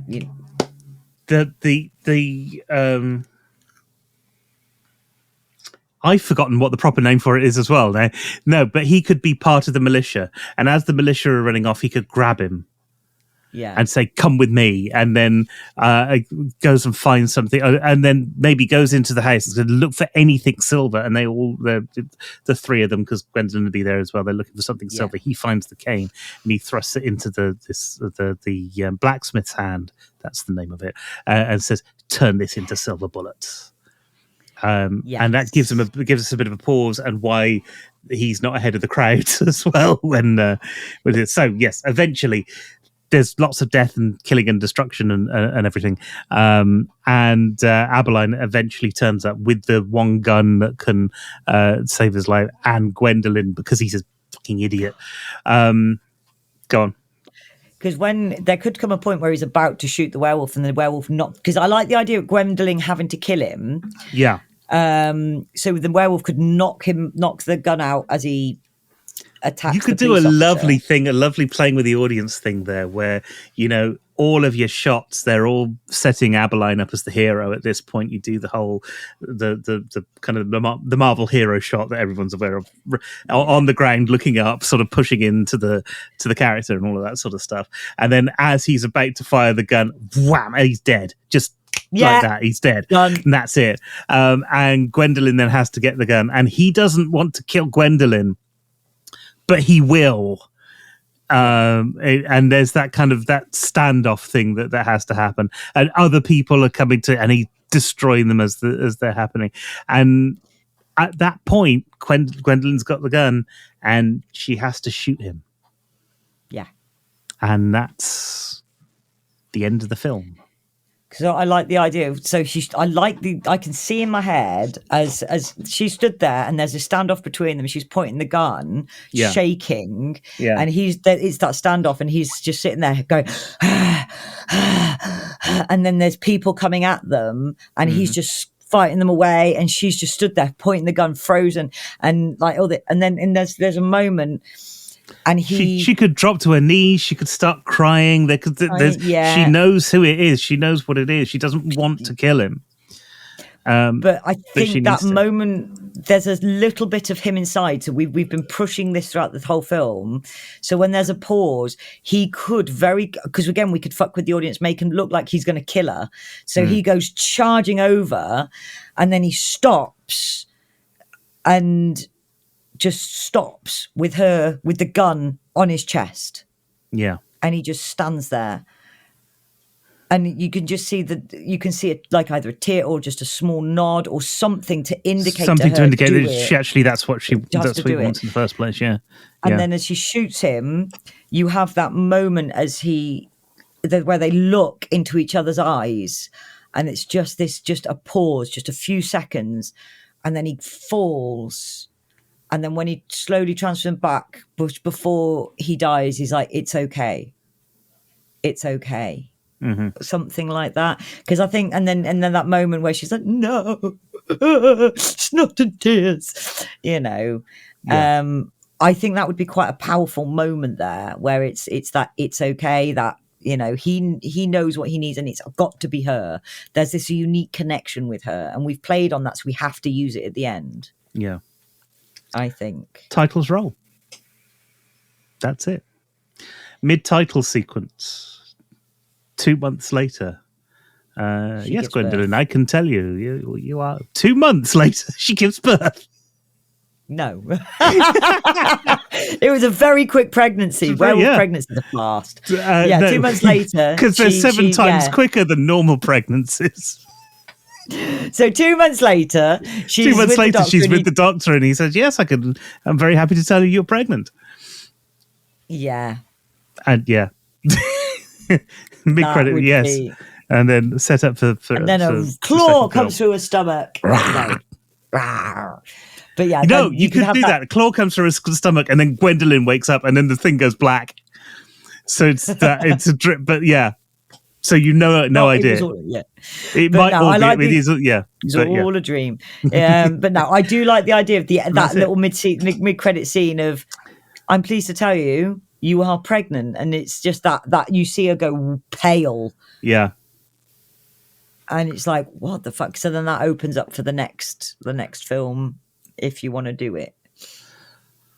Oh, you could a little bit of play on that. "I'm pleased to tell you you're pregnant," and then she looks absolutely shocked. Horrified. And then we do see the hand coming through, the claw coming through her stomach and reaching out, and then a flashback to just her normal face, and the doctor says, "Are you all right? It's just must be a bit of a shock for you." She could have that moment of nightmare where she gives birth, she's this monster. Yeah. So that moment of the flashback 9 months, at 9 months, where the claw comes through. Yeah. And well, because that's, but.